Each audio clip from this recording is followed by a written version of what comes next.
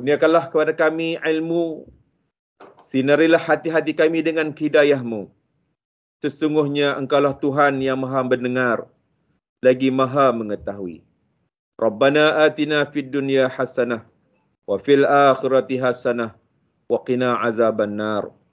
Allahumma bika nasta'inu 'alaika tawakkalu wa anta rabbul arsyil azim. Irhamna ya rabbana fa innaka anta arhamar rahimin. Wa sallallahu ala sayyidina Muhammad wa ala alihi wa sahbihi wa sallam. Walhamdulillahi rabbil alamin.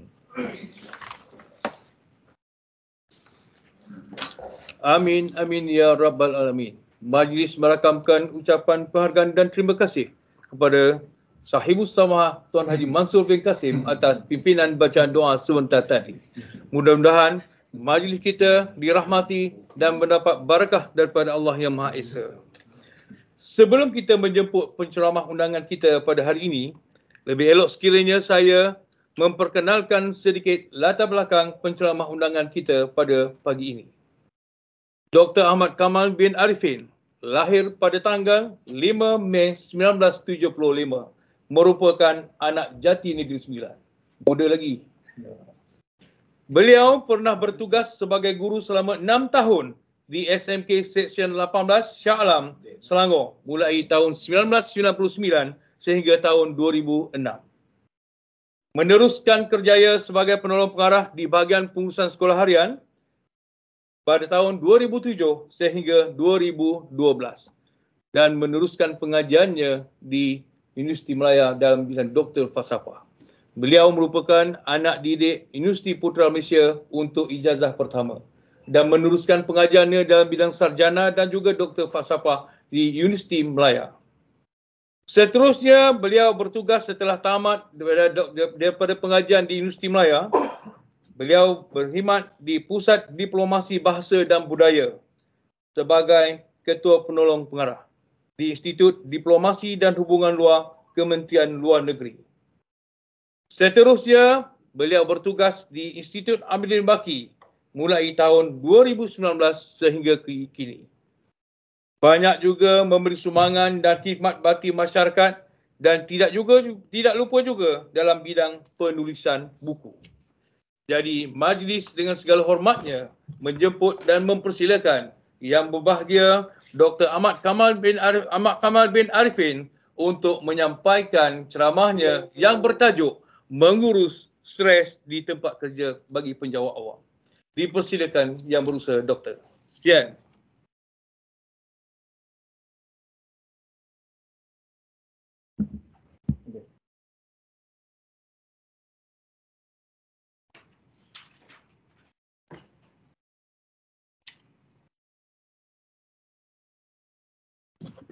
Bismillahirrahmanirrahim. Assalamualaikum warahmatullahi taala wabarakatuh. Rabbi shrah li sadri wa yassir li amri wahlul 'uqdatam min lisani yafqahu qawli. Terima kasih kepada kekanda saya Tuan Badrul Hisham. Tuan Badrul Hisham bin Abdul Karim merupakan Ketua Unit Pengurusan dan Perancangan Jemaah Nazir Negeri Melaka yang merupakan sahabat saya, kekanda saya, mentor saya semasa bertugas di bahagian sekolah 2006 sampai 2012. Yang saya muliakan kekanda saya Tuan Muhammad Rawi bin Abdullah, sekarang sebagai pemimpin utama kita di Jemaah Nazir di Putrajaya. Tuan-tuan timbalan yang saya muliakan di sini, Ketua Nazir Melaka Tuan Muhammad Zulkifli bin Muhammad Nur, Tuan Timbalan Nazir dan ketua-ketua penaziran Jabatan Pendidikan Negeri dan Daerah di seluruh negara kita. Ya Allah, Ya Arhamar Rahimin, Allahumma barik lana fi hadzal majlisil mubarakah. Ya Allah, berkatilah majlis ilmu kami pada hari yang penuh barakah ini. Idfa'na Ya Allah, lindungilah kami Ya Allah, minal bala wal waba wal hammi wal ghammi wal dhiqi wal syiddati wa ni'mah. Istajibillahumma du'ana wa haqqik fika raja'ana wadhilna fi hirzil sikamasuni bisrin kaulika innama amruhu iza arada syai'an an yakula lahu kun fayakun. Mengurus stres dalam kalangan penjawat awam. Inilah tajuk yang telah diamanahkan oleh Allah Subhanahu Wa Taala kepada saya. Wa makaru wa makarallah wallahu khairul makirin. Tuhan merencana dan merancang, tetapi akhirnya Tuhan juga yang menentukan segala-galanya. Inilah tajuk yang unbelievable topics yang diberikan kepada saya. Unsangkable. Sukar saya nak menyangkakan. Kerana kita ni warga pendidik, tetapi disebabkan kelok kerangka pemikiran kepegawaian penaziran kita, dia istilahkan sebagai penjawat awam. Dengan harapan, saya rasa intrinsic motivation pada saya adalah makalah ilmu ini akan diabadikan di dalam YouTube dan akan kita connectkan dengan Jabatan Perkhidmatan Awam. Mari mendengar kata bicara warga keguruan dalam Keurusetiaan Jemaah Nazir Malaysia melalui Keurusetiaan Jemaah Nazir Melaka, dan benda ini akan membugar untuk sasaran semua penjawat awam. InsyaAllah, amin ya rabbal alamin. Kita teruskan dengan saya punya presentasiun PowerPoint saya yang pertama. Seterusnya ialah doa sudah, kemudian okey, empty your cup. Tuan-tuan hadirin yang saya kasihi sekalian, tuan-tuan berada di seluruh negara. Ini adalah program hybrid. Asas kepada produktiviti, efisiensi dan fokus kita adalah setting mindset kita kena kosongkan. Kita fokus, empty your cup, stay focused, never give up, push your limits, victory together. Kita akan bersama mengupayakan diri kita untuk memberi nilai tambah kepada pengetahuan sedia ada kita atau PSA, iaitu apa yang dikatakan stres dalam kehidupan kita. Untuk makluman semua, apabila kita berada di dalam suasana pasca endemik bermula 1 April 2022 yang lalu, banyak dalam kalangan rakyat Malaysia, khususnya kalangan warga pendidik dan kebarangkalian turut sama merasai impak stres ni adalah kalangan warga pegawai-pegawai di Kementerian Pendidikan negara kita sendiri. Apa yang dikatakan stres tu dan mengapa stres ni sangat penting untuk kita belajar, kita fahami, telusuri dan kemudian kita menguasai stres. Bukan stres menguasai diri kita. Kemudian seterusnya, tuan asisten saya, page yang seterusnya ialah, okey, untuk makluman saudara-saudari semua ya, kalau tuan-tuan ada kesempatan, tuan-tuan boleh menziarahi kita punya pusat Nazir Sekolah di Melaka. Ini first time saya berada di bangunan pejabat Jemaah Nazir Melaka ni. Subhanallah, ini adalah satu persekitaran yang sangat terapeutik dan kondusif. Siapa stres datang ke pejabat yang dipimpin oleh Tuan Zulkifli ni, insya-Allah akan terbasmi dirinya daripada stres. Ya, sangat kondusif, sangat terapeutik, sangat mesra kepada perasaan kita untuk berada di dalam matlamat perbincangan kita di pejabat Jemaah Nazir Melaka ni. Kemudian tuan, saya nak tengok tu, mempelajari kemahiran mengurus stres dengan kreatif. Yes, kita kena kreatif. Apa maksud stres? Lepas ni kita bincang, kita kena menangani stres tu dengan kreatif. Kreatif akan menyebabkan kita cakna, berkesan di dalam komunikasi kita. Macam jumhur ahli psikologi dunia kata, if you cannot beat him, you confuse him. Itu orang-orang jumhur ulama psikologi cakap. Apabila kita tak dapat convince people yang sedang consult, communicate dengan kita tu, kita belajar ilmu mengelirukan orang yang jadi lawan bicara kita supaya kita tak stres, dia pun tak stres. Yang kedua, mempelajari ilmu menguasai persekitaran, bukan persekitaran menguasai diri. Ingat ni, pesanan Profesor Hamka pada tahun 1969 ya, dia bercakap dalam buku yakni kalau kita tak menguasai persekitaran kita akan tertekan. Dan yang ketiga, menambah kemahiran dan teknik mengendali stres walau di mana saja berada. Stres yang akan kita belajar kejap lagi ni, dia akan kita lalui, kita alami di pelbagai tempat.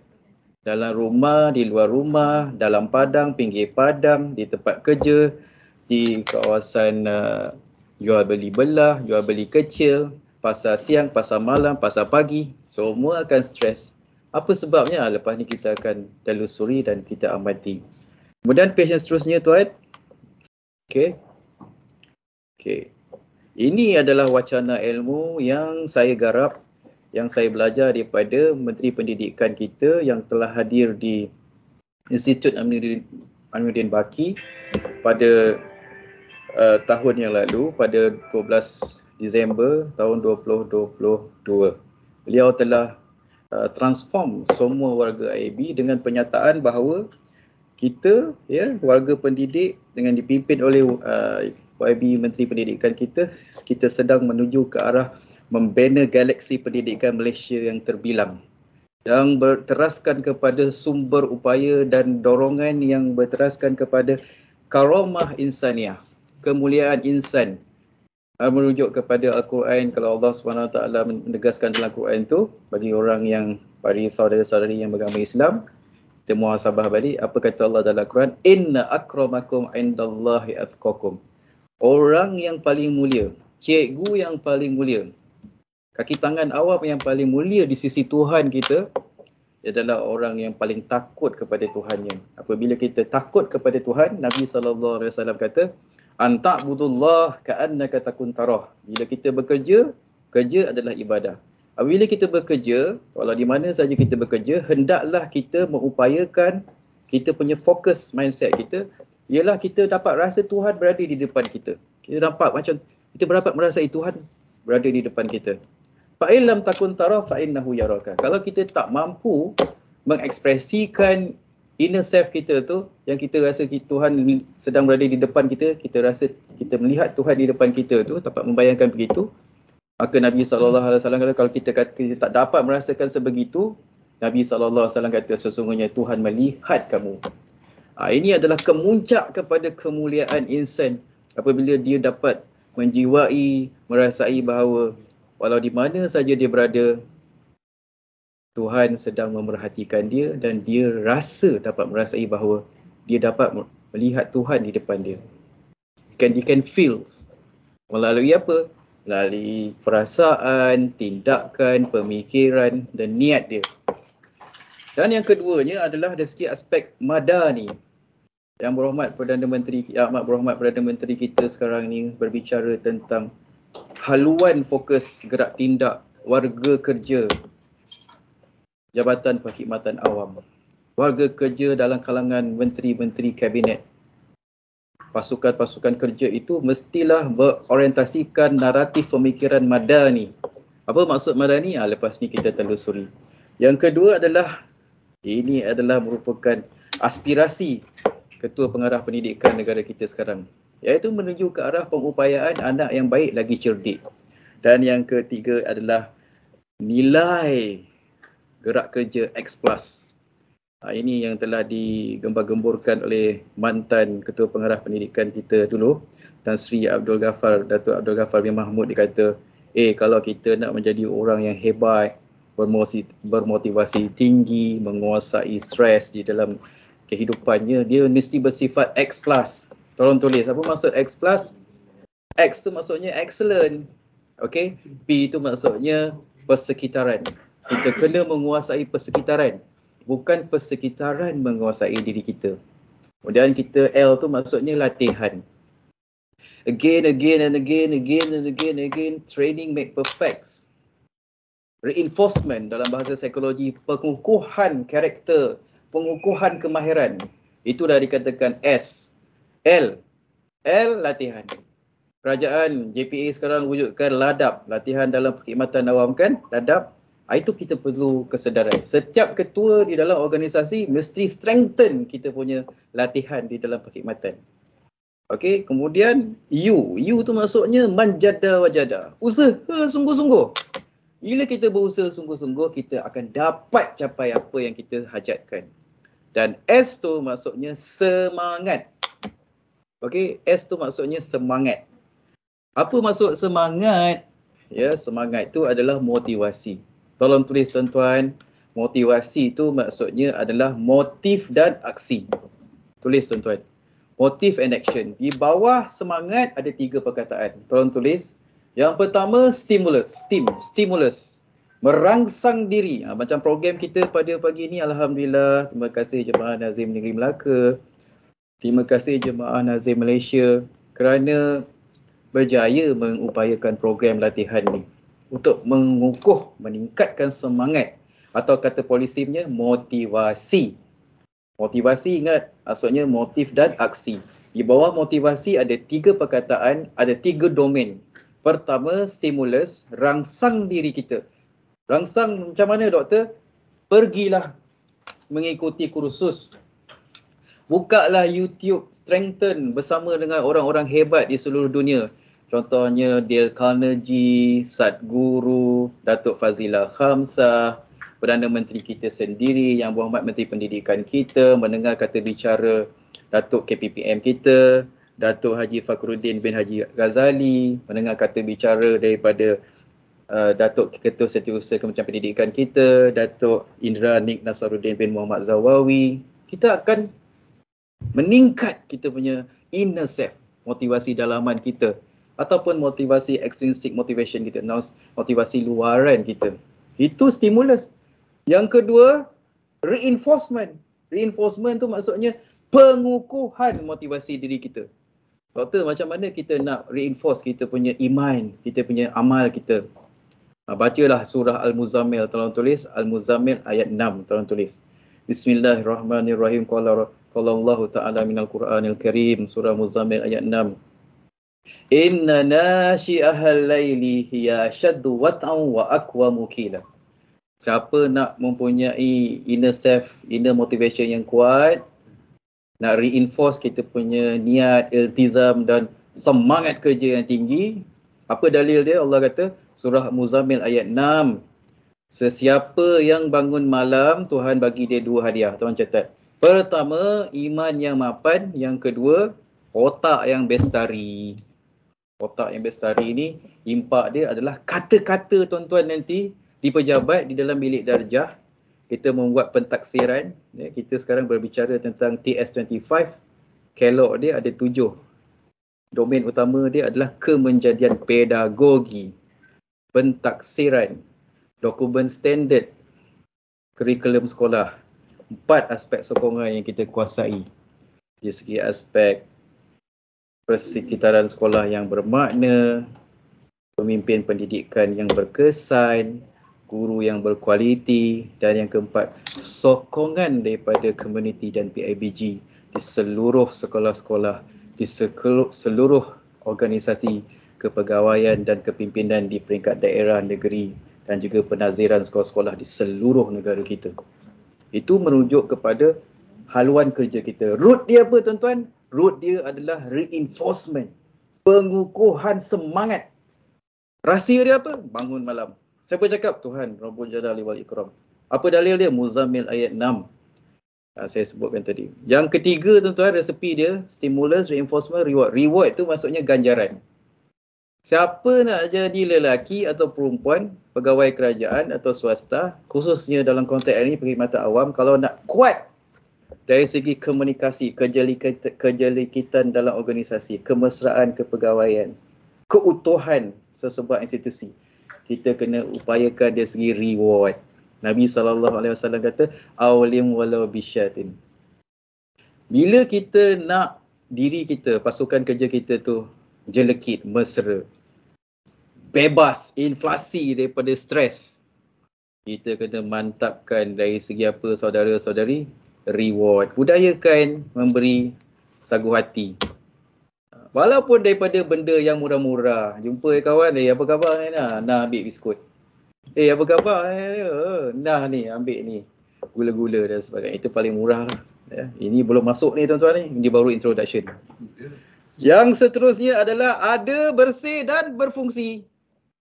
Kita nak membitarakan madani ni, mesti ada sources dia, sumber dia. Mesti bersih daripada kekilafan dan buruk sangka. Dan berfungsi. Madani itu mesti memberi fungsi kepada kepegawaian kita, profesionalisme kita, keterampilan kita. Siapa cakap ada, bersih dan berfungsi ni? Mantan Ketua Pengarah Pendidikan Negara Malaysia kita yang tercinta, iaitu Datuk Dr. Ahmad bin Sipon. Saya dulu bekas pegawai di bahagian sekolah 2006. Dia cakap dengan saya, you have to strengthen 3. First, ada. Second, bersih. 3, berfungsi. Bila kita pergi sekolah, kita nak tengok asrama, kita nak tengok infrastruktur sekolah, tuan. Kita mesti ada. Ada kipas tak? Ada. Bersih tak? Tak. Dah nampak dah ketidakberkesanan. Ada bersih tak? Bersih. Berfungsi tak? Tak berfungsi. Pun tak bagus juga.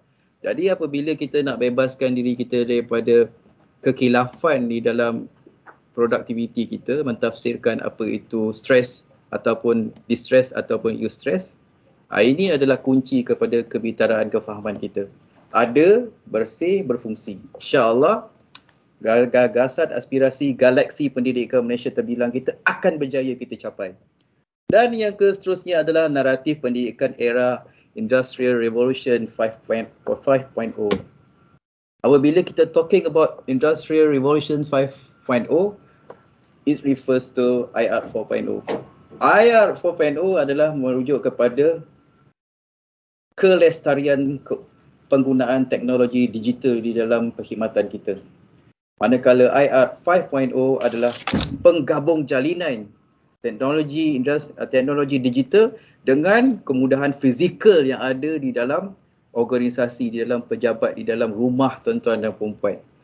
Dengan teknologi digital, kita dapat mengawal tuan-tuan kita punya kenderaan, kita punya keselamatan pejabat kita dan sebagainya. Itu adalah impak daripada IR 5.0 punya teknologi.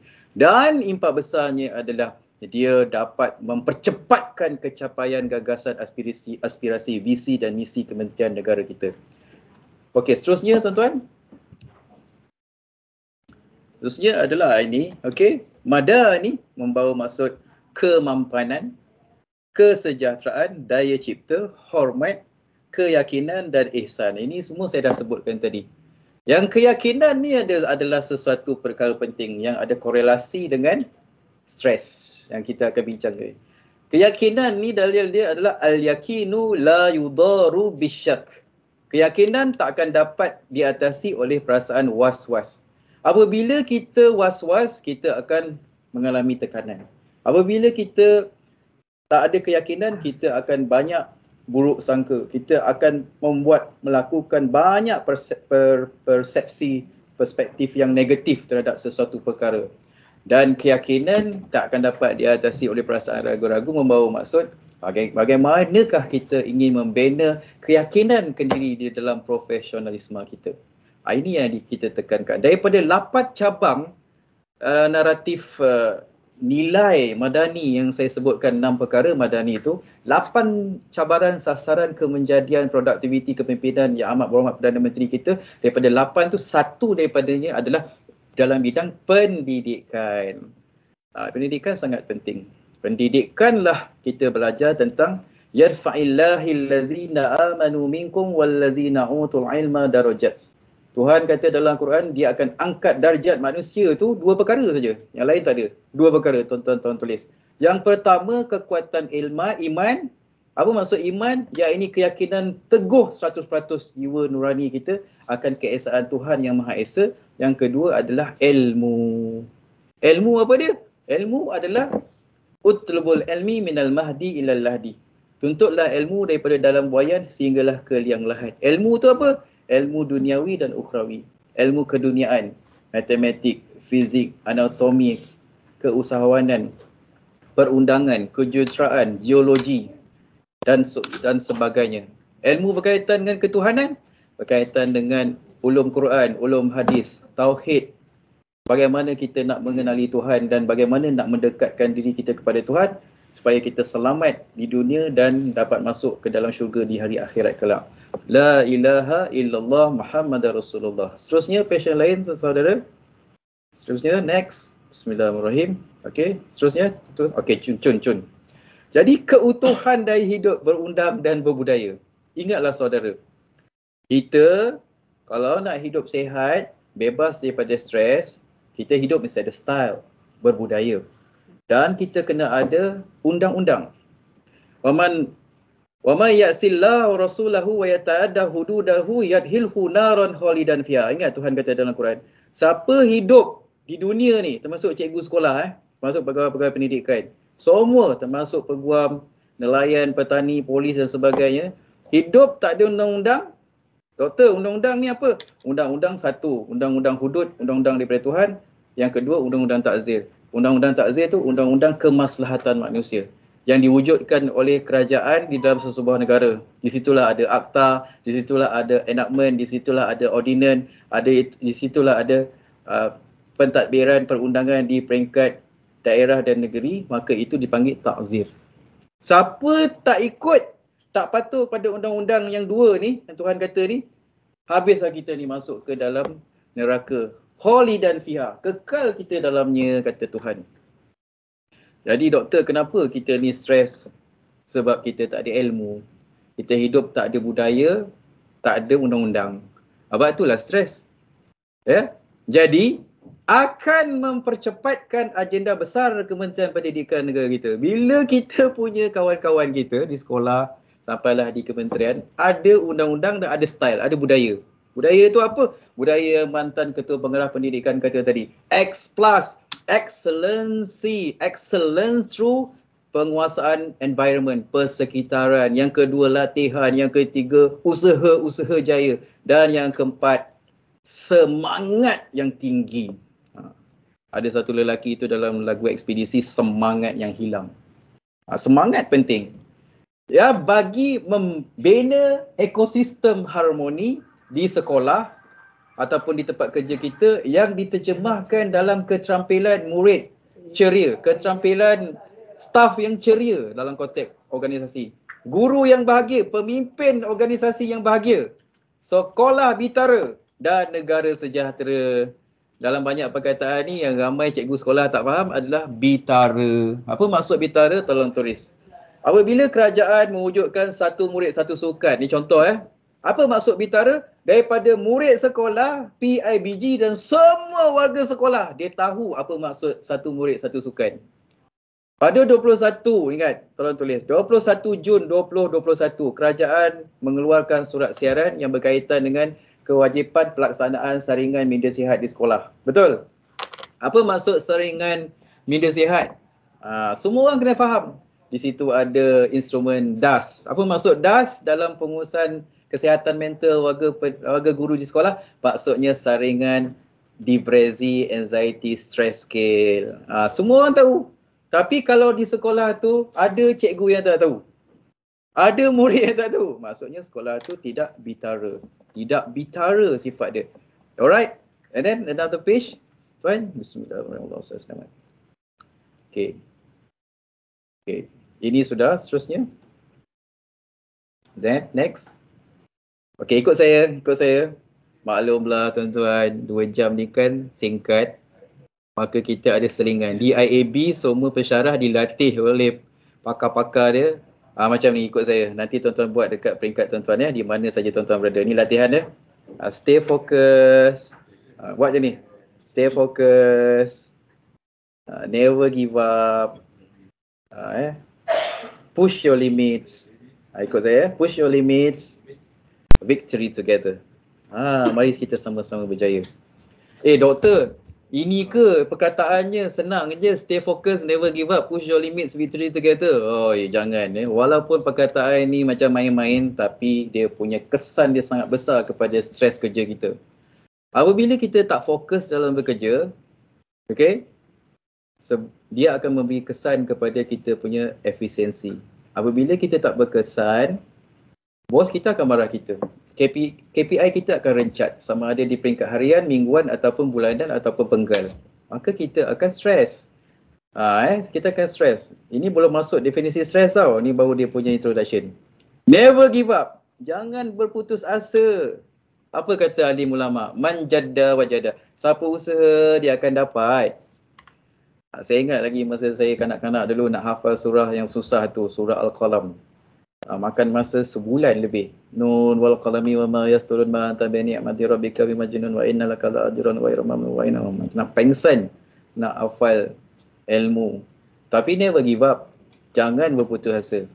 Nak siapa kawan-kawan kita yang sedang ke udara sekarang ni tengok saya ni sedang buat PhD. Pen habis dakwat orang cakap. Memang stres kalau kita tak ada kekuatan semangat kan? Never give up, jangan putus asa. Push your limit. Push your limit. Kita punya limitasi ni, had ni kita yang fikir. You are what you think. Ada satu lelaki pendeta negara China. Dia kata, you are what you think. Beware your thought, there will be your words. Beware your words, there will be your action. Beware your action, there will be your habits. Beware your habits, there will be your nature. Beware your nature, there will be your destiny. You are what you think. We have to think. Never give up. Kita takkan putus asa. Saya akan push your limit. Saya akan uruskan, upayakan perjuangan saya, usaha saya sampai saya berjaya mencapai kejayaan. Kejayaan adalah peluang untuk kejayaan seterusnya. Kegagalan adalah kegagalan adalah kejayaan yang tertangguh. Itu orang tua-tua dulu cakap. Okey? Dan victory together. Siapa sebut? Tuhan sebut dalam Al-Quran. Ya ayuhan nas, wahai orang yang nak selamat, ta'awanu alal birri wat taqwa. Mari kita tolong menolong ke arah kejayaan dan ketakwaan. Wala ta'awanu, jangan tolong menolong alal ismi wal udwan. Jangan tolong menolong ke arah kerosakan dan kelalaian. Nampak? Together, ikut saya. Tepuk jari satu. Cuba tengok. Ikut. Satu tepuk. Ada bunyi? Tak ada. Relax. Dua. Relax so. Tiga. Relax. Tak ada. Empat. Ada sikit. Lima. Kalau kita berjaya seorang-seorang, nanti kawan-kawan kita kata, oh itu dia nak makan seorang. Oh dia nak berjaya masuk syurga seorang-seorang. Berdosa kita. Ada satu kisah Nabi SAW. Dalam satu kampung tu, orang tu dikenali seorang qari dan ahli ibadah, abid. Tapi Nabi SAW dapat intuisi daripada Allah. Allah boleh berhubung dengan Nabi SAW. Bila Nabi SAW menyatakan sesuatu kepada para sahabat ketika Nabi SAW hidup, Allah sebut dalam Al-Quran, wala yantiqu anil hawa in huwa illa wahyu yuha. Nabi bila bercakap, dia bukannya hawa nafsu macam kita. Dia wahyu yang diwahyukan oleh Allah Subhanahu Wa Taala kepada dirinya. Bila Nabi sebut, kita kena ambil iktibar. Kerana dia datang daripada intuisi, daripada bimbingan Allah Subhanahu Wa Taala. Siapa sebut? Allah Subhanahu Wa Taala dalam Quran. Yang ayat yang saya sebutkan tadi. Apa kata Nabi SAW? Kita tidak akan sukses kalau kita buat sesuatu seorang-seorang. Semayang seorang-seorang. Buat kebajikan seorang-seorang. Nabi ajar kita ta'awun. Tolong menolong, ajak kawan-kawan kita. Buat kerja sama-sama sampai kita berjaya sama-sama. Seterusnya tuan-tuan. Khususnya, Bismillahirrahmanirrahim. Allahumma ini visi dan misi Kementerian Pendidikan kita ni. Apa pun tekanan kerja yang kita alami, bila kita imbau dan hayati visi dan misi, jantung kita akan bersemangat. Kita akan syok. Sebab visi kita ni namanya berbunyi pendidikan berkualiti, insan terdidik, negara sejahtera. Bila kita menjadi frontliner, pegawai penaziran di seluruh negara, kita mesti jadi orang yang paling berkualiti. Laqad kana lakum fi pegawai nazir uswatun hasanah. Laqad kana lakum fi Rasulillahi uswatun hasanah. Itu Allah kata dalam berkaitan dengan Nabi SAW. Itu Allah akan sebut.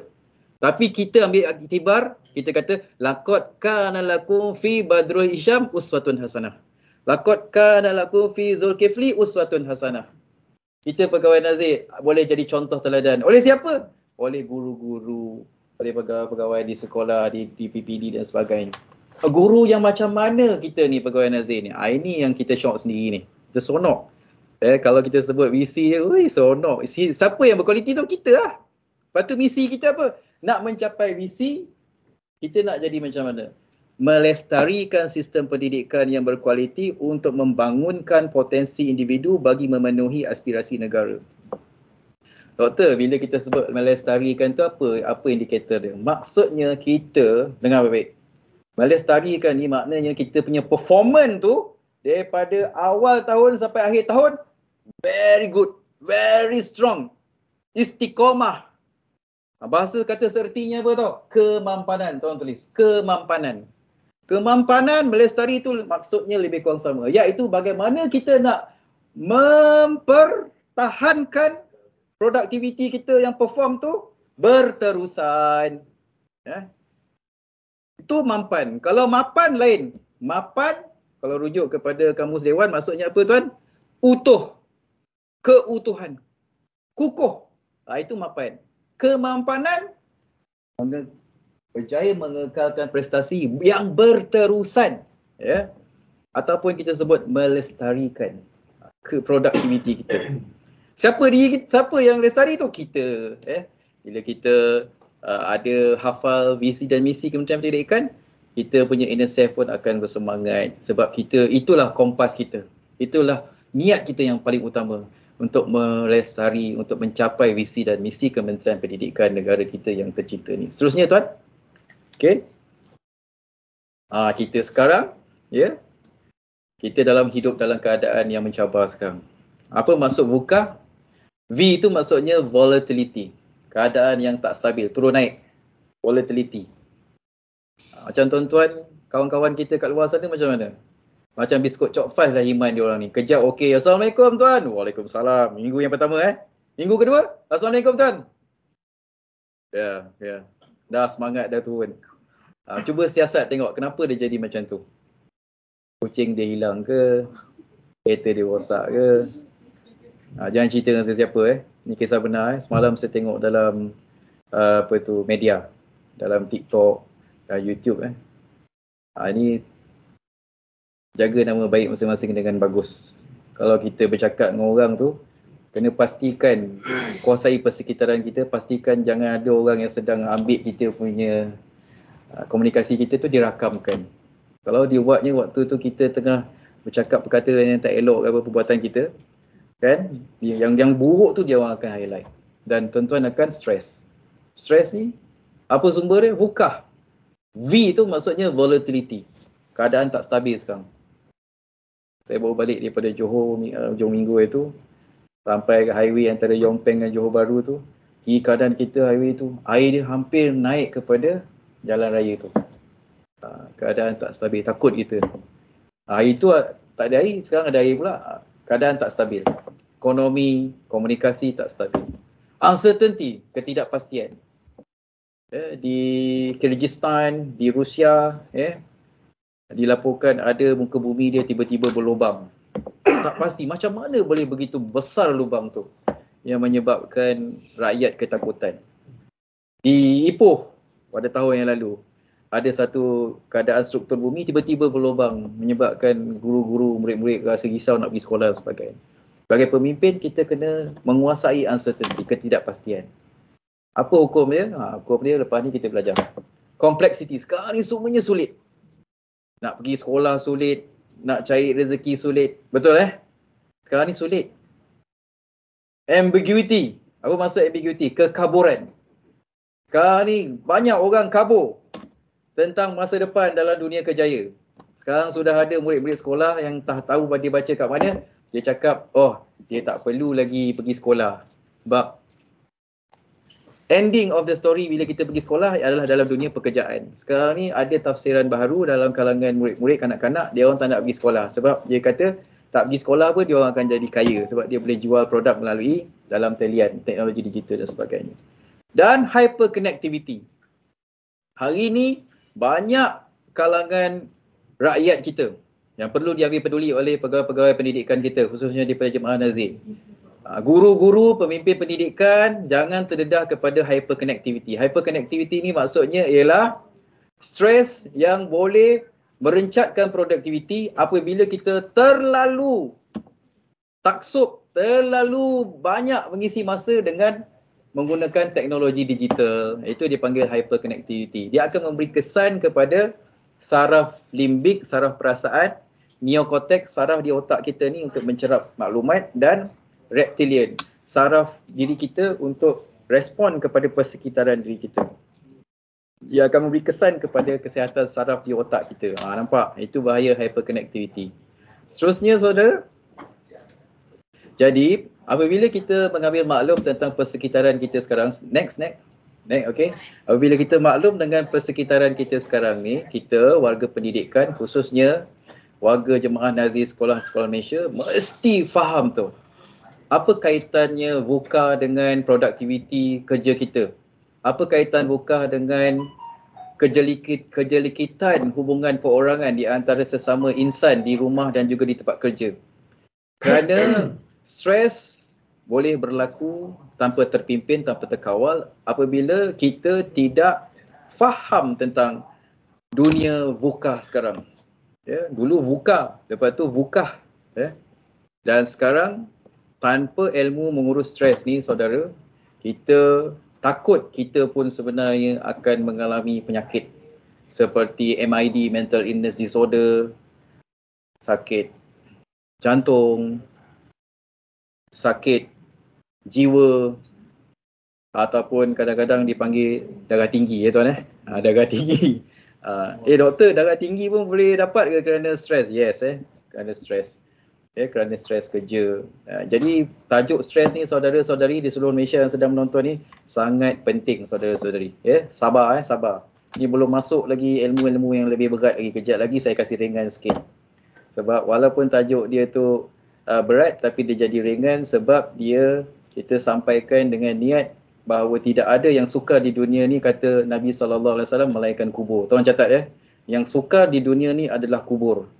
Ni Nabi SAW pesan. Yang terlebih sukar daripada kubur adalah bekalan masuk kubur. Tolong tulis, itu ilmu. Yang sukar ialah kubur dan terlebih sukar adalah bekalan masuk kubur. Jadi doktor, maksudnya stres ni tak sukar? Tak sukar. InsyaAllah lepas saja kita dengar kuliah daripada saya ni, lepas ni tak ada seorang pun ada stres. Yang apa yang ada lepas ni? Yang ada lepas ni adalah macam mana nak mengisi masa. Lepas ni ramai orang akan membazir masa. Membazir masa bercakap kosong, membazir masa tengok internet, membazir masa mengelamun dan sebagainya. Okey? Al-waqtu kasayfi na'in lam taqtuka. Demi masa. Manusia, masa ibarat mata pedang. Lain na'in lam taqtuka. Jika kita tak potong masa yang Tuhan bagi pada kita, masa akan potong tuan-tuan dan puan-puan. Apa kesannya? Kata ulama, Tuan akan stres. Puan akan stres. Sebab Tuan melewat-lewatkan masa tadi. Siapa kata? Ulama cakap. Al-waqtu kasayfi na'in lam taqtuka. Wal asri, demi masa. Innal insana lafi husri. Sesungguhnya manusia ramai yang rugi. Illal lazina amanu. Melainkan orang-orang yang beramal soleh. Wa amilus solihat. Wa tawasaw bil haq, dia berpesan-pesan ke atas kebenaran. Wa tawasaw bis sabr, dan berpesan-pesan kepada kesabaran. Macam program kita ni lah. Satu, mari kita tepuk tangan. Ini program paling mulia. Sebab program hari ini berpesan-pesan kepada kebenaran dan berpesan-pesan kepada kesabaran. Orang yang tak sabar, hidup dia stres. Macam saya ada seorang kawan, sekarang umur dia 31 tahun. Jangan cerita orang lain ni kisah benar. Umur dia 31 tahun, hari-hari jumpa saya. Jangan cerita orang lain Hari-hari jumpa saya.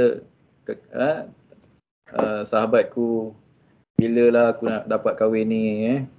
Dia nak kahwin tapi tak dapat. Jodoh tak sampai. Dia stres. Macam mana dia nak sign up hati wanita yang tu, yang diperkenalkan kepada dia tu? Sebab ini dia. Bukan dia yang stres tau. Dia stres nak kahwin je. Bila dia nak sign up perempuan tu, saudara, tuan-tuan dan perempuan, dia bercakap tu terlampau robust. Jumpa perempuan, boleh tak kita kahwin dulu? Takutlah perempuan tu. Direct sangat. Direct sangat. Sebab tu stres ni, kita kadang-kadang tertekan disebabkan oleh sikap kita. Cara kita bercakap. Sebab itulah tajuk ni sangat best. Lepas ni tuan-tuan akan tengok satu-satu knowledge dia akan keluar. Masalahnya bila tuan-tuan yang sedang ke udara sekarang tengok saya, tuan-tuan tak mencatat. Sebab lepas ni kalau nak ulang balik dalam YouTube, nanti Urus Setia ni akan kekalkan dalam YouTube. Tengok apa saya cakap. La ilaha illallah Muhammad Rasulullah. Seterusnya tuan. Bismillahirrahmanirrahim. Baik. Pelajaran pekerjaan. Rich and poor. Rich fast, poor slow.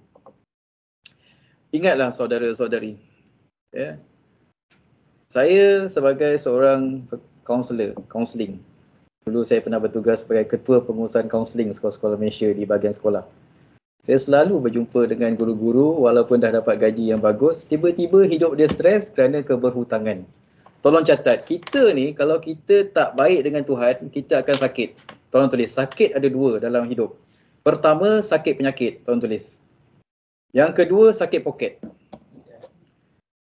Sakit penyakit ni, sakit jiwa, sakit hati, sakit kulit, sakit jantung, sakit buah pinggang, sakit kencing manis dan sebab tu dengan itu sakit penyakit. Tolong tulis. Sakit poket pula, tolong tulis, 1, keberhutangan, ketidakcukupan, kemuflisan dan ketirisan. Dengar baik-baik saya cakap. Sakit terbagi 2, sakit penyakit dan sakit poket. Jadi apabila kita nak bebaskan diri kita daripada sakit ni saudara, kita kena belajar berterusan. Walaupun Tuhan dah bagi kita pekerjaan yang mapan. Cik Badrul, sahabat saya di bahagian sekolah dulu, pernah kita bertemu dengan satu orang lelaki ni. Dia menjadi orang yang hebat, 10 tahun hidup freedom. Suddenly happen, what is the story saudara? Jumpa saya, tiba-tiba rumah tangga dia bercerai-berai, bisnes dia rosak. Dia jumpa saya di pinggiran Universiti Malaya, masa tu saya ambil PhD. Dia mengalami Parkinson, menggigil-gigil jumpa saya dekat satu restoran. Bersama dengan saya, sahabat saya seorang lagi. Ya. Kehidupan dia jatuh, perniagaan dia jatuh. Disebabkan apa saudara? Sebab dia tak belajar ilmu memberkati kehidupan dia. Memberkati kehidupan. Kita akan stres kalau hidup kita tak berkat.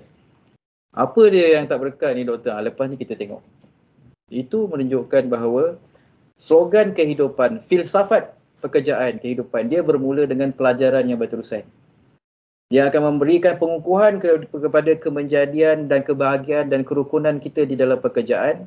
Dan walaupun kita telah bekerja, kita terdedah kepada kemiskinan, kedaifan, kekufuran, kecuaian dan kesedihan. Bila dah sedih ni saudara-saudari, lepas ni kita akan jumpa dengan ayat Al-Quran. Okay, saya akan bagi tahu dia punya resepi dia tuan-tuan. Seterusnya, tuan. Okey, kasih mantap sikit, okey. 75% masalah di rumah dan di tempat kerja disebabkan oleh faktor komunikasi. Stres banyak berpunca daripada komunikasi. Stres. Dan saya bagi tambahan sikitlah knowledge tolong catat Dalam kajian saya di Universiti Malaya dulu, saya belajar dan saya punya profesor cakap, hasil penemuan kami saudara-saudari orang yang sama bidang pekerjaan ni, kalau dia kaunselor kahwin dengan kaunselor, kalau dia pentafsir kahwin dengan pentafsir, doktor kan, dia punya masalah kajian daripada Universiti Harvard 2018, 2010, 2018 dia memberi kesan kepada kerapuhan. Dia ada masalah. Orang yang realistic, investigative, artistic, social, enterprising, conventional. Manusia ni dia ada code personality dia. Orang yang sama personality, orang yang sama jenis pekerjaan, bila dia connect, bila dia married bersama, dia akan stres. Dan cara menangani stres tu ialah dia kata komunikasi yang berkesan. Dan komunikasi adalah punca kepada stres di dalam rumah tangga dan juga di tempat kerja. Berapa persen? 75%. Doktor, yang 25% tu pasal tak stres doktor? Sebab dia bertolak ansur ketika berkomunikasi. Kalau nak belajar komunikasi dalam kursus yang lain, saya ajar ilmu komunikasi, parent adult child, transactional analysis teori dalam komunikasi. Itu kan tolak ansur. Seterusnya tuan? Okey. Ini falsafah. Ya. Sebab bila kita ada falsafah, kita akan ada fokus. Bila kita ada fokus, kita akan menuju kepada fokus kita.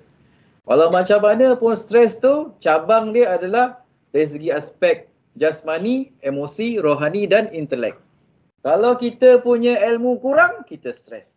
Kalau rohani kita kurang, kita stres. Kalau kita punya emosi kurang, kita stres. Kalau kita punya jasmani, puan ada badan yang sempurna. Tapi pagi tadi sakit otot, sakit peha, sakit limpa, sakit empedu, sakit lutut, angkat barang tak boleh, betul? Lepas tu stres. Apa jadi pada puan pagi tadi? Bagi tahu dengan suami, abang, ayang sakit, abang. Ayang sakit. Lepas tu abang tu senyap, betul? Abang senyap. Apa salah abang senyap je? Abang memang dah tak prihatin pada saya. Betul? Stres. Suami stres, kita stres. Kita stres sebab apa? Kita punya fisiologi kita bermasalah. Betul? Suami stres apa? Sebab kita sudah lempar salah. Last sekali kita apa? Kembali ke pangkal jalan. Macam mana kita nak memimpin, nak membicarakan kemenjadian falsafah pendidikan kita? Sedangkan kita pun ada masalah dari segi jasmani. Jasmani okey, emosi pula tak okey. Betul? Sampaikan kerajaan di bawah Kementerian Pendidikan, Suruh kita buat saringan minda sihat untuk mengukur kesihatan emosi kita yang di Brazil Anxiety Stress Scale tu. Dah buat ke belum ni saringan DAS tu? Pakar dia dekat Jabatan Nazir, Tuan Badrul pakar. Dia orang kaunseling. Dia memang pakar. Dia boleh analisis. Tapi dengar baik-baik.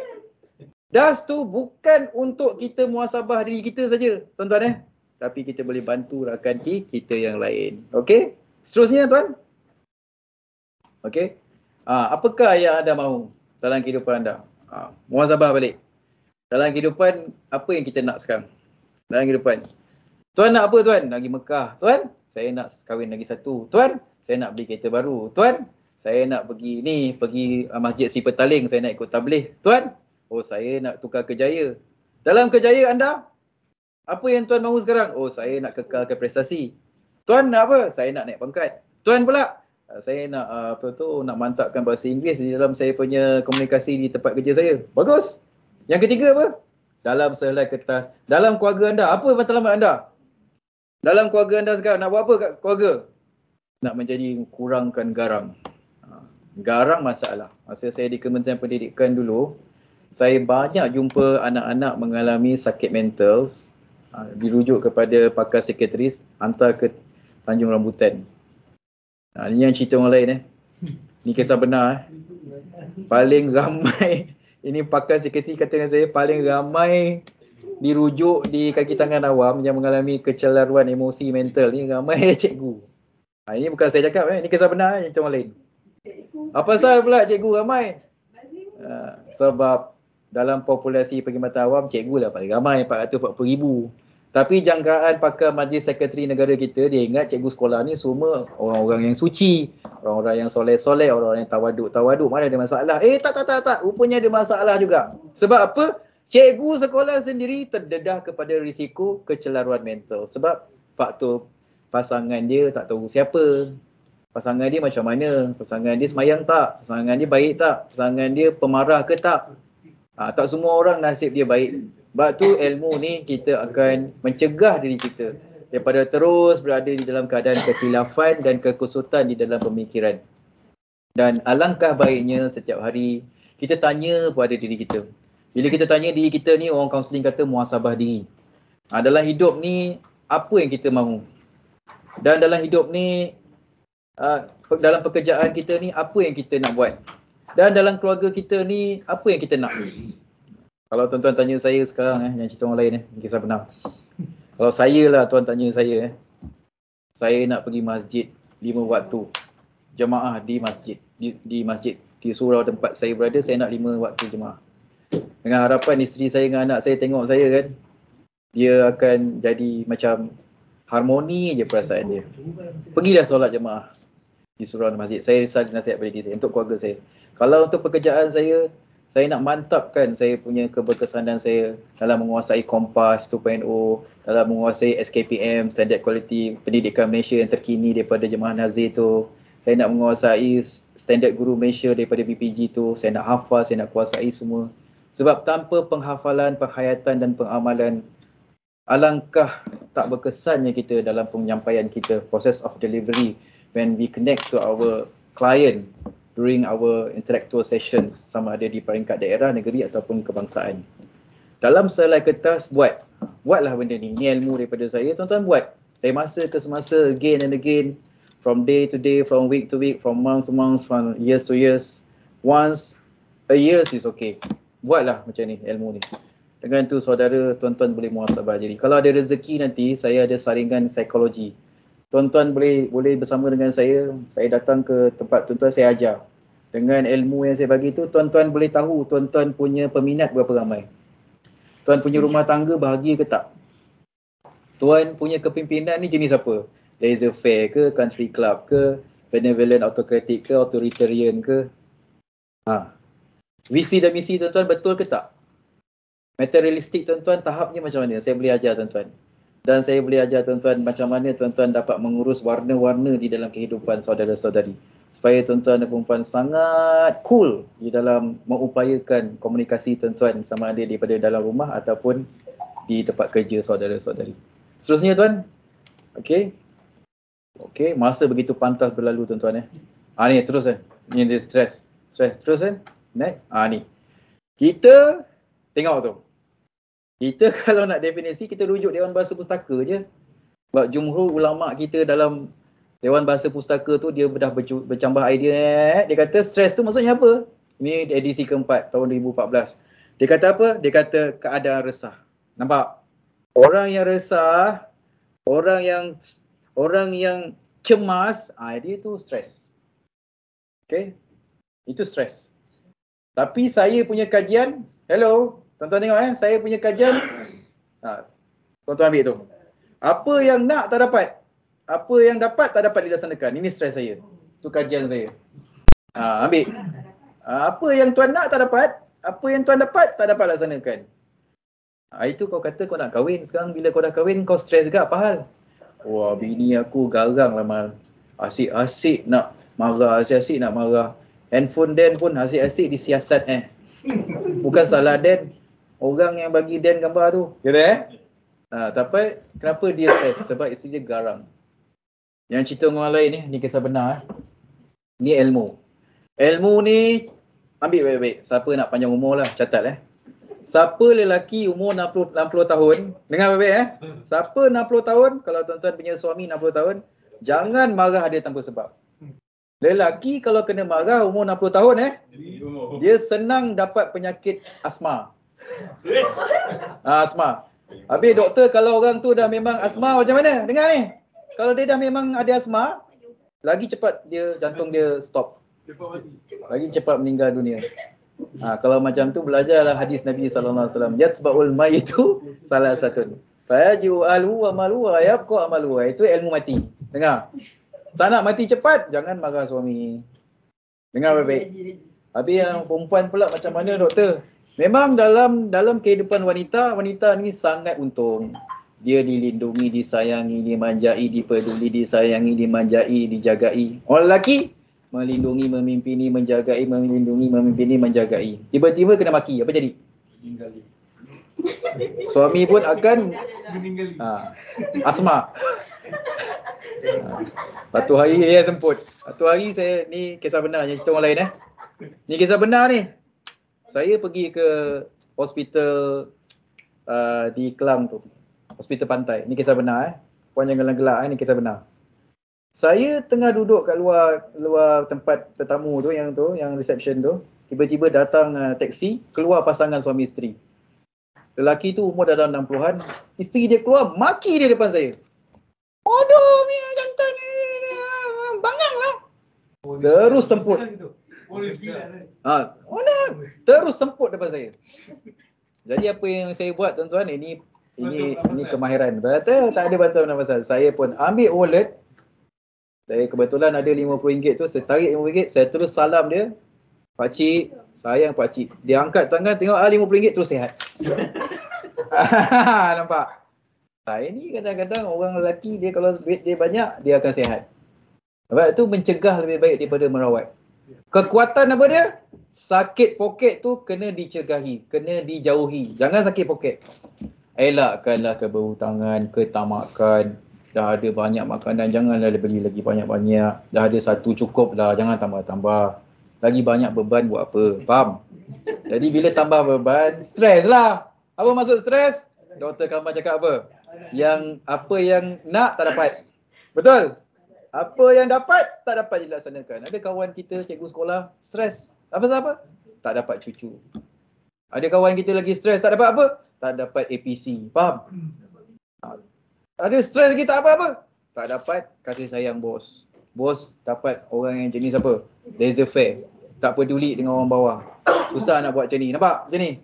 Bagus. Kerja kita stimulan yang saya ajar tadi tu. Kerja yang paling senang tunjuk macam ni je dengan anak buah. Bagus. Sekejap lagi kan saya ajar satu lagi komunikasi. Hebat harga dia RM28,000. Percuma saya ajar tuan-tuan perempuan. Tuan-tuan buatlah. InsyaAllah tak ada stresnya. Kalau umur panjang pun, kalau tak jaga baik-baik hubungan semayang kita tak guna juga tau. Kalau umur panjang, asyik buat dosa je buat apa? Betul? Neraka juga akhirnya. Biarlah umur panjang. Sebab apa puan nak umur panjang? Sebab puan nak besarkan cucu, nak tengok anak-anak. Betul? Nak dapat pergi Mekah, nak dapat umrah dan sebagainya. Okey? Seterusnya, saudara? Okey? Punca saya. Okey, teruskan abang. Teruskan. Okey. Okey, dah cukup. Niat tak ada. Astaghfirullahalazim. Innamal a'malu binniyat. Tuan Pak Zulkifli Niat. Okey, akak tulis. Niat kita ni sebagai orang yang hebat ni. Ni niat yang Nabi ajar. Niat, tolong tulis. Niat tu membantu diri kita dan orang lain. Ingat tu. Tuhan memang dah hak Tuhan dah. Niat kita ni nak tolong orang lain tu dah dapat pahala dah. Mencari redha Allah tu dah semestinya, faham? Tetapi tambah sikit. Jangan minta pada Allah semata-mata. Tambah sikit untuk membantu diri kita dan orang lain. Itu niat kita. Ingat, bila kita tolong orang susah, kita dapat apa? Tolong diri kita. Dapat apa? Pahala. Niat. Jangan pagi-pagi bangun, apalah nasib Danny? Suami Danny asyik makan. Tapi tak membasuh. Betul? Apalah nasib Danny? Semua anak jantan. Semua tak pergi surau. Adam seorang dia wali kat rumah ni. Apalah nasib dia ni? Semua wali 9. Nampak? Niat tak ada. Bangun je pagi, nampak aja dapur tu tak ada tu. Tak bersepar tu, terus buat kerja. Lillahi ta'ala. Bila sampai waktunya nanti mesyuarat keluarga tu, bonda nak nasihatkan. Kalau lah makan tu, bersihkanlah. Sayang panggil sayang. Walaupun hati tengah marah tu, panggil sayang. Ikut saya. Ni harga dia RM28,000. Ikut saya. Yes sayang. Cuba ikut. Yes sayang. Bagus. Yes sayang. Cuba ikut. Yes sayang. Itu untuk keluarga. Tapi untuk orang lain, ya tuan. Buat macam tu. Ya tuan. Angkat telefon. Assalamualaikum. Ya tuan. Ya encik. Alhamdulillah. Siapa ikut saya buat ni, saya belajar dengan profesor saya. Ini kisah benar ni. Yang cerita orang lain. Ni kursus komunikasi saya belajar itu. Harga dia RM28,000 tuan. Percuma tuan-tuan dapat ni. Salah satu ilmu yang dalam kursus komunikasi itu, dengar baik yes sayang. Ada seekor kucing histeria Pak Badrul dengan Kak Maznun. Kak Maznun Isa tu. Saya dengan kawan Pak Badrul ni, nama dia Puan Maznun, bekas guru besar. Dia kursus dekat Labuan dengan saya pada tahun 2010. Saya pergi Labuan, lepas kerja petang tu pergilah Riadah. Dalam perjalanan ada seekor kucing telah pun histeria. Melompat-lompat masuk dalam kedai perhiasan kaca-kaca beratus-ratus tu. Dia langgar naik ke atap tu yang ada dia punya nombor 2-nya level rak tu. Dia lompat tu. Nasib baik kaca perhiasan tu tak pecah jatuh. Ekor dia macam ni dengan suara dia. Akak ni dia belajar kaunseling dengan saya. Dengar baik, ni kisah benar. Akak ni pergi kat kucing tu. Ya sayang. Kenapa sayang? Saya tingkat 1 ni. Lepas tu kucing tu, apa jadi kepada kucing tu? Kucing tu terus slow. Yang tokek dia mamak. Mamak tu dah suspend dah. Takut makin apa orang kata, makin apa tuan makin dia sawan lagi lah kucing tu. Tapi kakak ni, Kak Maznun ni, dia pergi kat jumpa tu. Ya sayang. Kenapa sayang? Kucing tu dah cool. Dia angkat kucing tu tuan ni kisah benar Dia angkat kucing tu, dia letak dekat dia punya bahu ni. Lepas tu kucing tu pandang saya kat tangga tu, saya pandang dia kenyit mata dengan saya macam ni. Saya kata, inilah dia kesan ya sayang. Bukan perempuan tu yang tinggi? Bukan, kucing tu. Kucing jantan. Saya tahu kucing jantan sebab badan dia tegap. Dan dia ada telur. Faham? Dia bukan kucing betina. Ini bahasa komunikasi perorangan ni, ya sayang ni, ambil lah. Kalau suami kerja, ya abang, ya sayang, insyaAllah panjang umur. Tapi kalau balik, Azhar balik lewat. Kenapa balik? Lebih tak balik? Memang memang kecederaan emosi berlaku. Yang kedua, tak ada disiplin. Kerja okey, kerja tak okey, kerja bangun pagi, kerja qiyamul semalam duha, hari ni tak duha. Nampak? Ini rahsia jangan cerita orang lain. Kalau siapa handal buat duha 6 kali salam. Pak Zulkifli kalau handal 6 kali salam. Buatlah. 1 pukul 8 tu sampai pukul 12 tu ada masa ya duha. Satu hari dapat 6 tu, subhanallah. Saya cerita ni rahsia min haitsu la yahtasib. Tuhan kata kita dapat rezeki daripada sumber yang tak disangka-sangka. Sebab dalam duha tu ada doa, dalam doa tu ada minta kemurahan rezeki. Wasyamsi wa duhaha, kedua wa duha. Buatlah. Tak ada disiplin. Semalam okey. Solat duha. Hari ni dah tak ada. Semalam sembahyang subuh okey. Hari ni tak sembahyang subuh. Tak ada disiplin. Berdosa. Maka dia tidak akan bahagia, dia stres. Sebab dia tidak melaksanakan hak Tuhan terhadap diri dia. Hak diri dia terhadap diri dia, dia tak laksanakan. Maka dia akan stres. Yang ketiga, perlakuan tak baik. Hello, perlakuan tak baik macam mana? Yang paling selalu berlaku dalam rakyat kita adalah mengumpat rakan sekerja dia. Jangan mengumpat. Siapa mengumpat kawan, dia akan tertekan.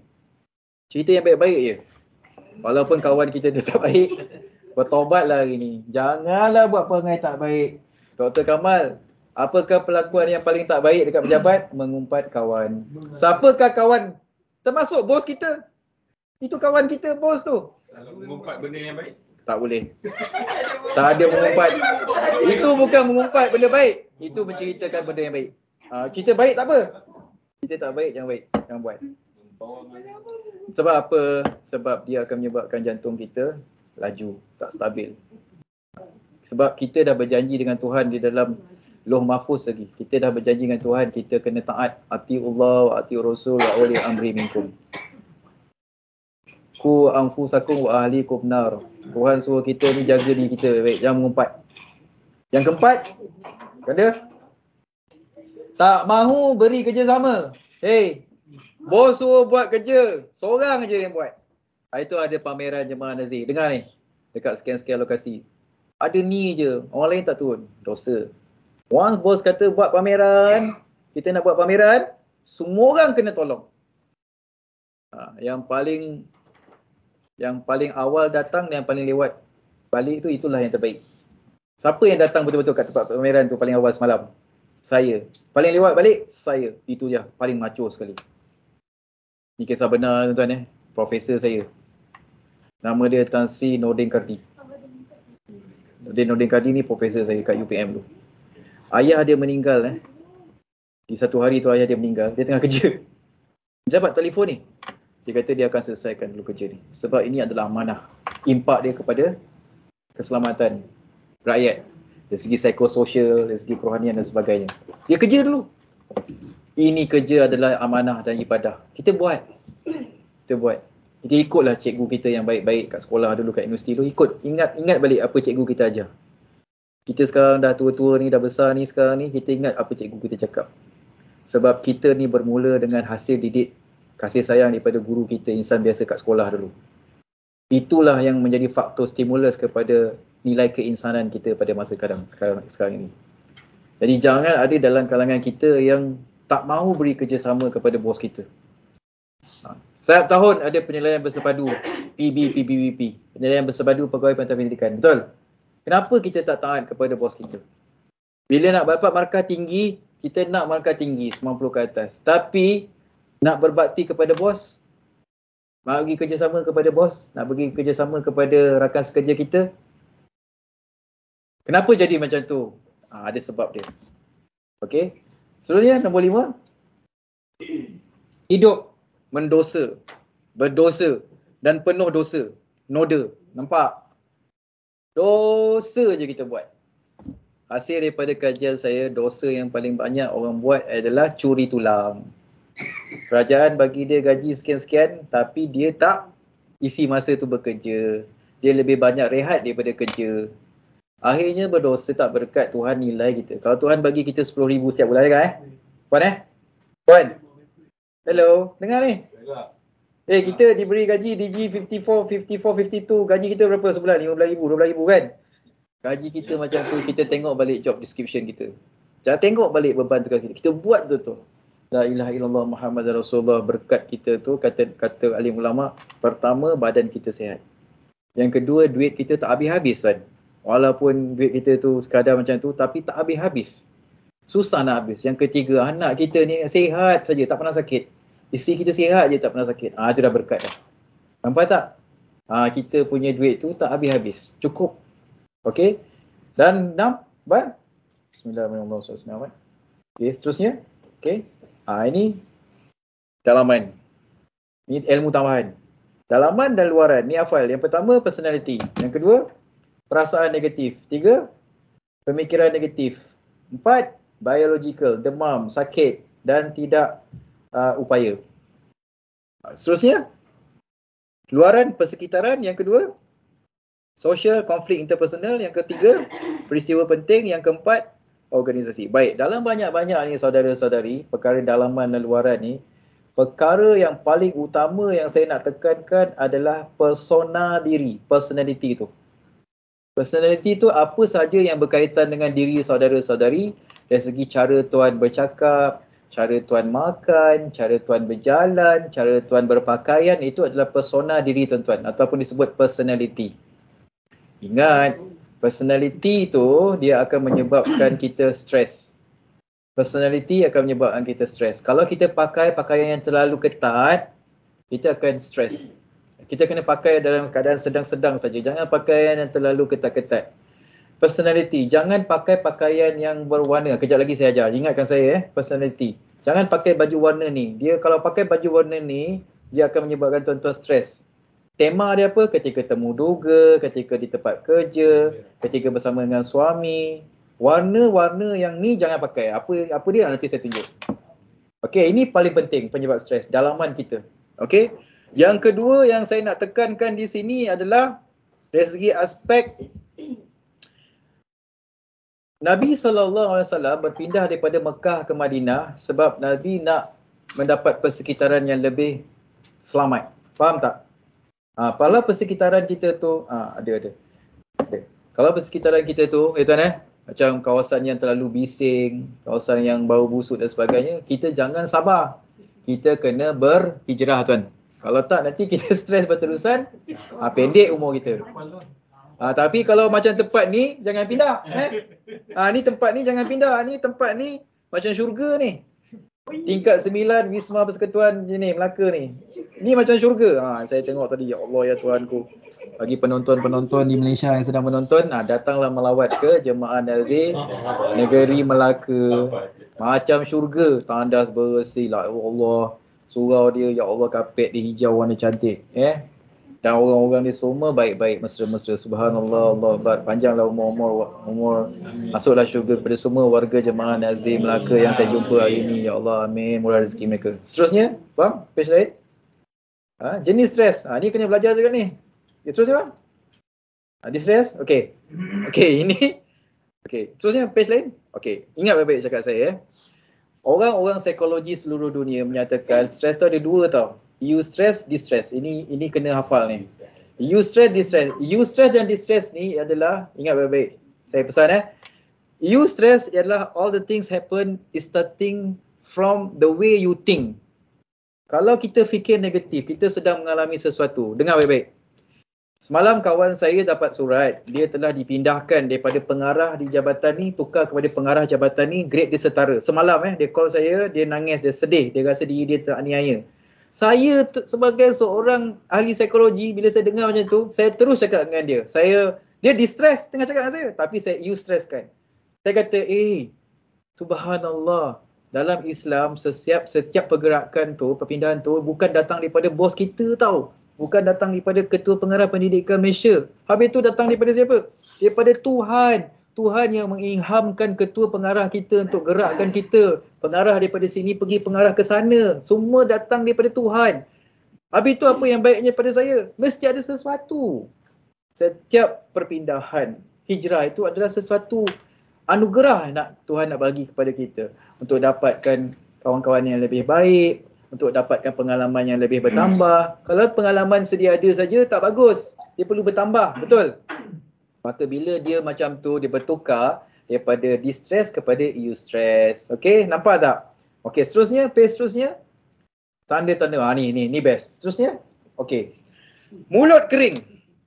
Cuba tengok mulut masing-masing, kering. Tak. Sakit kepala? Ada selalu sakit kepala? Doktor, kepala mana yang selalu berpusing, doktor? Kepala kanan ke kepala kiri? Kalau kepala kanan, terlalu banyak nak dapat sesuatu. Kalau kiri, terlalu berkreatif akan sesuatu. Perasaan terlampau sensitif dan sebagainya. Itu kiri akan sakit. Kalau kanan, terlampau berstrategi. Sakit sini. Sakit. Kepala sakit. Sini sakit. Stres. Yang kedua, berdebar. Berdebar-debar jantungku. Berdebar-debar jantungku. Kemudian orang kata, sakitnya tu di sini. Lagu Indonesia. Sakitnya tu di sini. Dia tunjuk kat debar-debar jantung dia tu. Sakitlah tu Ini stres. Orang yang selalu berdebar-debar disebabkan dia stres. Doktor, apa maksud stres? Apa yang nak tak dapat, apa yang tak dapat, apa yang dapat tak dapat dilaksanakan. Itu stres. Itu senang. Kalau definisi Dewan Bahasa Pusaka, keadaan yang risau, cemas. Itu stres. Dengar tak? Saya tambah definisi saya, apa yang nak tak dapat, apa yang dapat tak dapat dilaksanakan. Okey, nampak? Lepas tu sakit perut. Dengar ni, sakit perut. Tiba-tiba apa sebab sakit perut? Stres badan kita. Sebab apa akak stres? Malam tadi akak makan banyak sangat sate tu. Bila akak terlalu banyak makan, akak akan stres. Terlalu banyak fikir, betul stres. Terlalu marah, stres. Terlalu kecewa, stres. Apa hukum dia? Sederhana. Kalau kita stres, cara nak redam stres, kita banyak makan. Itu kita punya pilihan. Yes, betul. Kita pilih untuk makan sebab orang psikologi disebut apa tuan? Euforia. Nikmat yang sementara. Kita dapat lupakan stres. Sokok banyak kan? Ataupun tuan kata tadi makan banyak kan? Itu euforia. Nikmat yang sementara. Tapi tak selesai. Okey, tapi yang apakah yang menyebabkan kita stres tu terpimpin? Lepas ni kita tengok. Kemudian cirit-berit. Cirit-berit. Sebab apa cirit-berit? Sebab kita stres. Apa kaitan cirit-berit dengan stres? Sebab badan kita ni tuan-tuan, saraf kita ni, dia saling bersatu.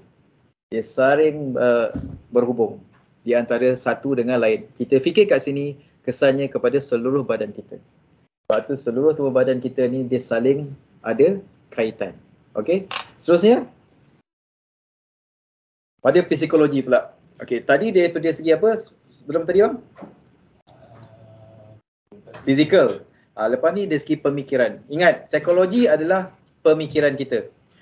Gelisah, risau, susah nak fokus, badan letih, susah nak tidur dan cepat panik. Tanda alami stres pada fisiologi. Ini adalah pengetahuan am saja. Ni belum lagi masuk dari segi skill untuk mengurus stres. Ini adalah berkaitan dengan trait-trait saja. Orang yang sedang mengalami stres tu, ini tanda dia. Dari segi tadi fizikal, yang ni dari segi psikologi.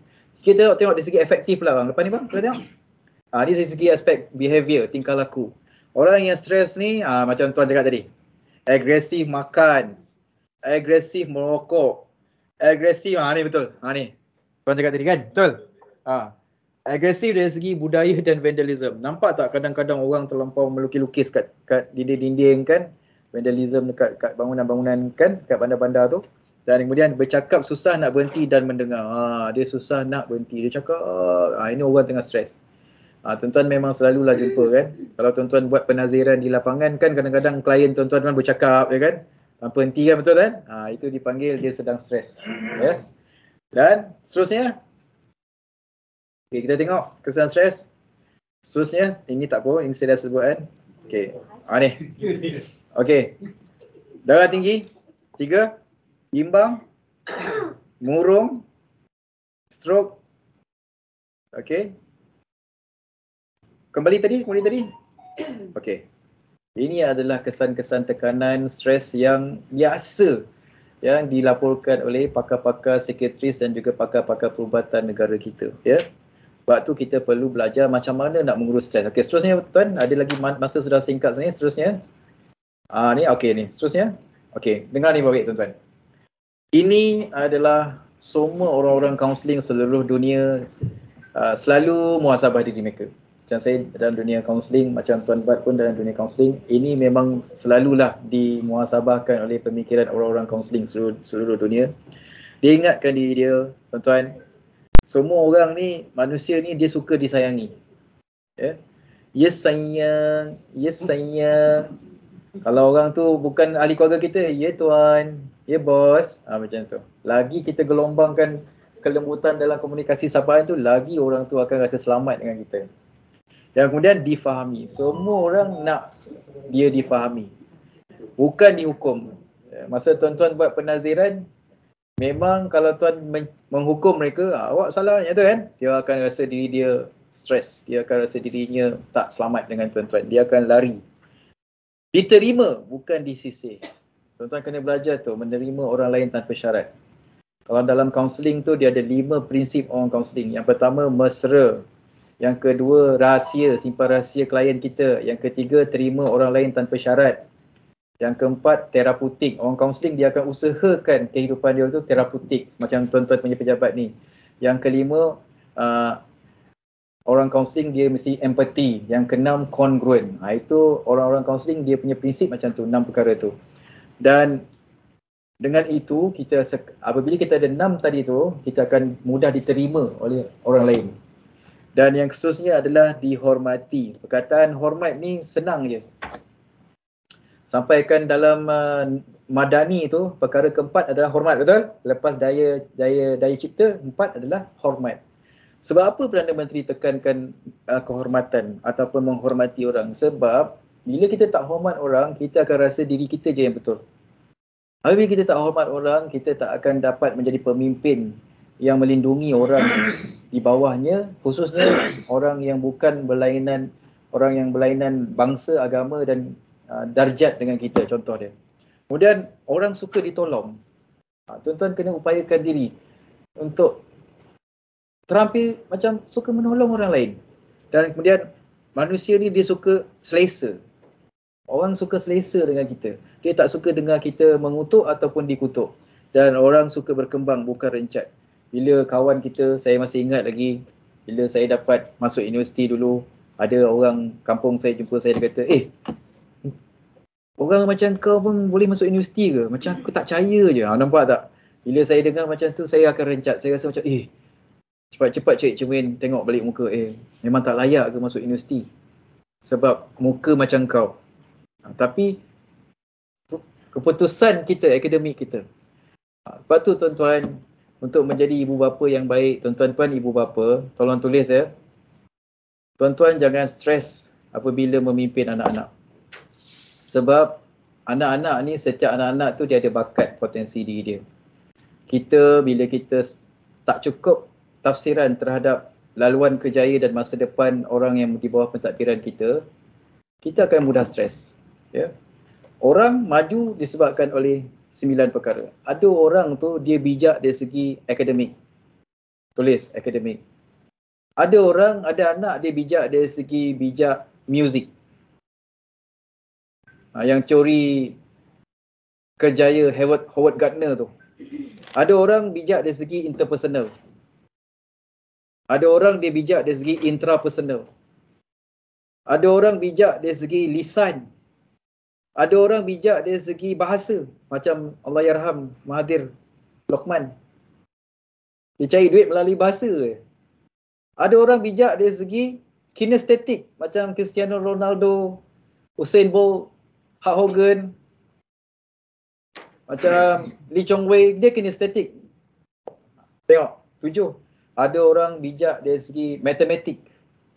Ada orang bijak dari segi logik. Ada orang bijak dari segi last sekali visual. Dia pakar. Macam Eric tu, yang dia pakar design tu. M. Nasir, belajar tak sampai PhD. Belajar sederhana je. Mawi, belajar sederhana je. Datuk Siti, Nurhaliza, belajar sederhana tapi menjana sebab dia bijak muzik. Ada orang, dia tak bijak akademik. Tapi dia bijak dari segi kinestetik. Siapa orang dalam Malaysia tak bijak dalam pelajaran tapi dia bijak dalam bidang sukan? Banyak. Moralnya, Cristiano Ronaldo tak masuk universiti pun. Tapi Cristiano Ronaldo, pendapatan seminggu dia adalah lebih kurang 230 juta. Saudara-saudari, kita mesti mengupayakan ilmu. Dari segi psikologi, kaunseling, kepimpinan, mengurus stres, hubungan perorangan supaya kita dapat menjadi pemimpin ataupun personalia yang menguasai diri kita dan persekitaran kita. Seterusnya bang, seterusnya tuan. Okay, ini adalah atasi stres. Ini adalah menuju ke arah klimaks ya. Okay, saya ambil yang penting-penting. Masa kita tak cukup. Kita habis pukul berapa Pak Badrul? 12 suku Ada soal jawab. Alhamdulillah. Okey. Okey, saudara, saya ulang balik. Untuk kita atasi stres, yang pertama saya akan tafsir, tuan-tuan catat ihsan. Ihsan ni maksudnya ialah walau di mana saja saudara-saudari berada, dengan isteri, dengan anak-anak. Saya tahu yang menonton ni ada anak-anak yang perangai dia nakal dan sebagainya. Jangan kecewa saudara. Saya bagi ilmu. Pertama, ihsan. Ihsan ni maknanya sentiasa kita merasakan Tuhan melihat kita. Dan kita cuba latih diri kita sentiasa nampak Tuhan di depan kita. Macam mana tu doktor? Kita kena ingat Tuhan sentiasa. Bila ingat Tuhan saudara, saya bagi ilmu hafal surah Ibrahim ayat 40. Yang siapa ada anak ni. Rabbij'alni muqimas shalah wa min zurriyyati rabbana wa taqabbal du'a. Itu surah Ibrahim ayat 40.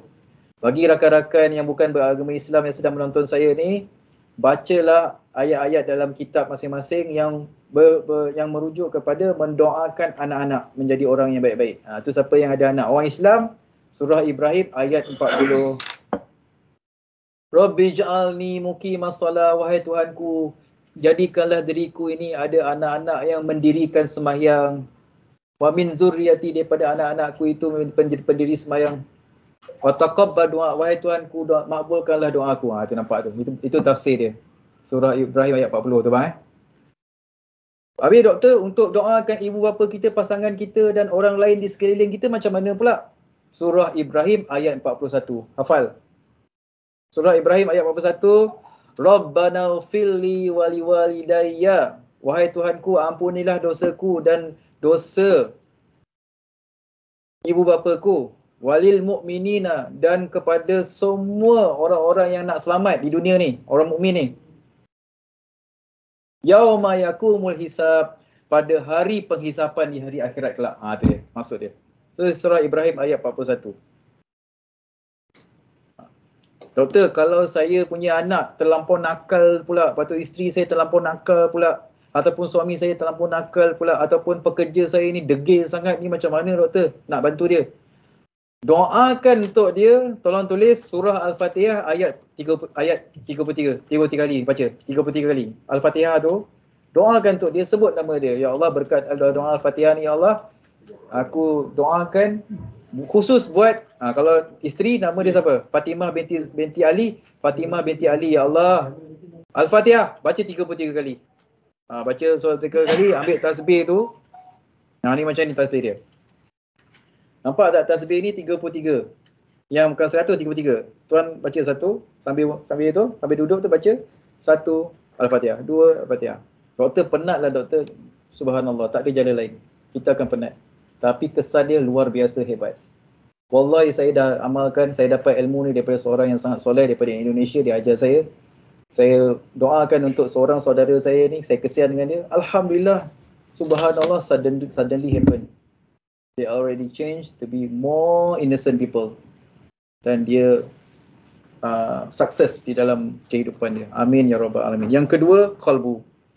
Qalbu ni jantung saudara. Qalbu ni jantung saudara. Ala inna fil jasadi mudghah, iza salahat salaha jasada kulluhu, iza fasadat fasada jasada kulluhu, fahiya qalbun. Jantung kita ni, qalbu kita ni, pusat kesihatan kita. Kalau kita nak sihat dari segi pemikiran, perasaan dan tingkah laku, nak sihat dari segi crowd, kita dapat ramai orang support kita, Nabi SAW kata, mantapkan kita punya qalbu. Qalbu kita ni adalah jantung. Dalam jantung tu ada akal budi, hati nurani saudara-saudari. Macam mana nak mantapkan dia saudara-saudari? Bismillahirrahmanirrahim. Dengan ala bizikrillahi tatma'innul qulub. Setiap masa 24 jam tu saudara zikrullah. Subhanallah, subhanallah, alhamdulillah, alhamdulillah, Allah akbar, Allah akbar. Ataupun amin ya Allah, amin ya Rahman, amin ya Rahim, amin ya Allah, amin ya Rahman, amin. Zikrullah 24 jam. Masya Allah, kesan dia sangat hebat saudara-saudari. Sangat hebat. Lagi satu yang zikir yang paling power saudara, minta ampun. Nama dia istighfar. Astaghfirullah, astaghfirullah, astaghfirullah, astaghfirullah. Nanti saudara punya jantung akan sihat. Dan siapa di kalangan yang penonton ni nak pergi operation sakit, tadi Pegawai Jabatan Pendidikan Negeri 9 call saya pagi tadi tuan-tuan.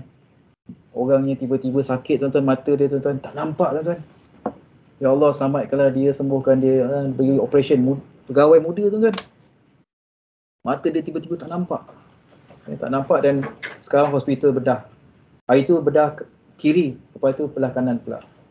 Tuan-tuan, apa lagi yang kita nak? Udu'uni astajib lakum. Mintalah kepada Tuhan, Tuhan akan perkenankan. Stres datang daripada apa? Datang daripada persekitaran kita. Siapa yang uji kita? Tuhan. Stres tu datang daripada Tuhan.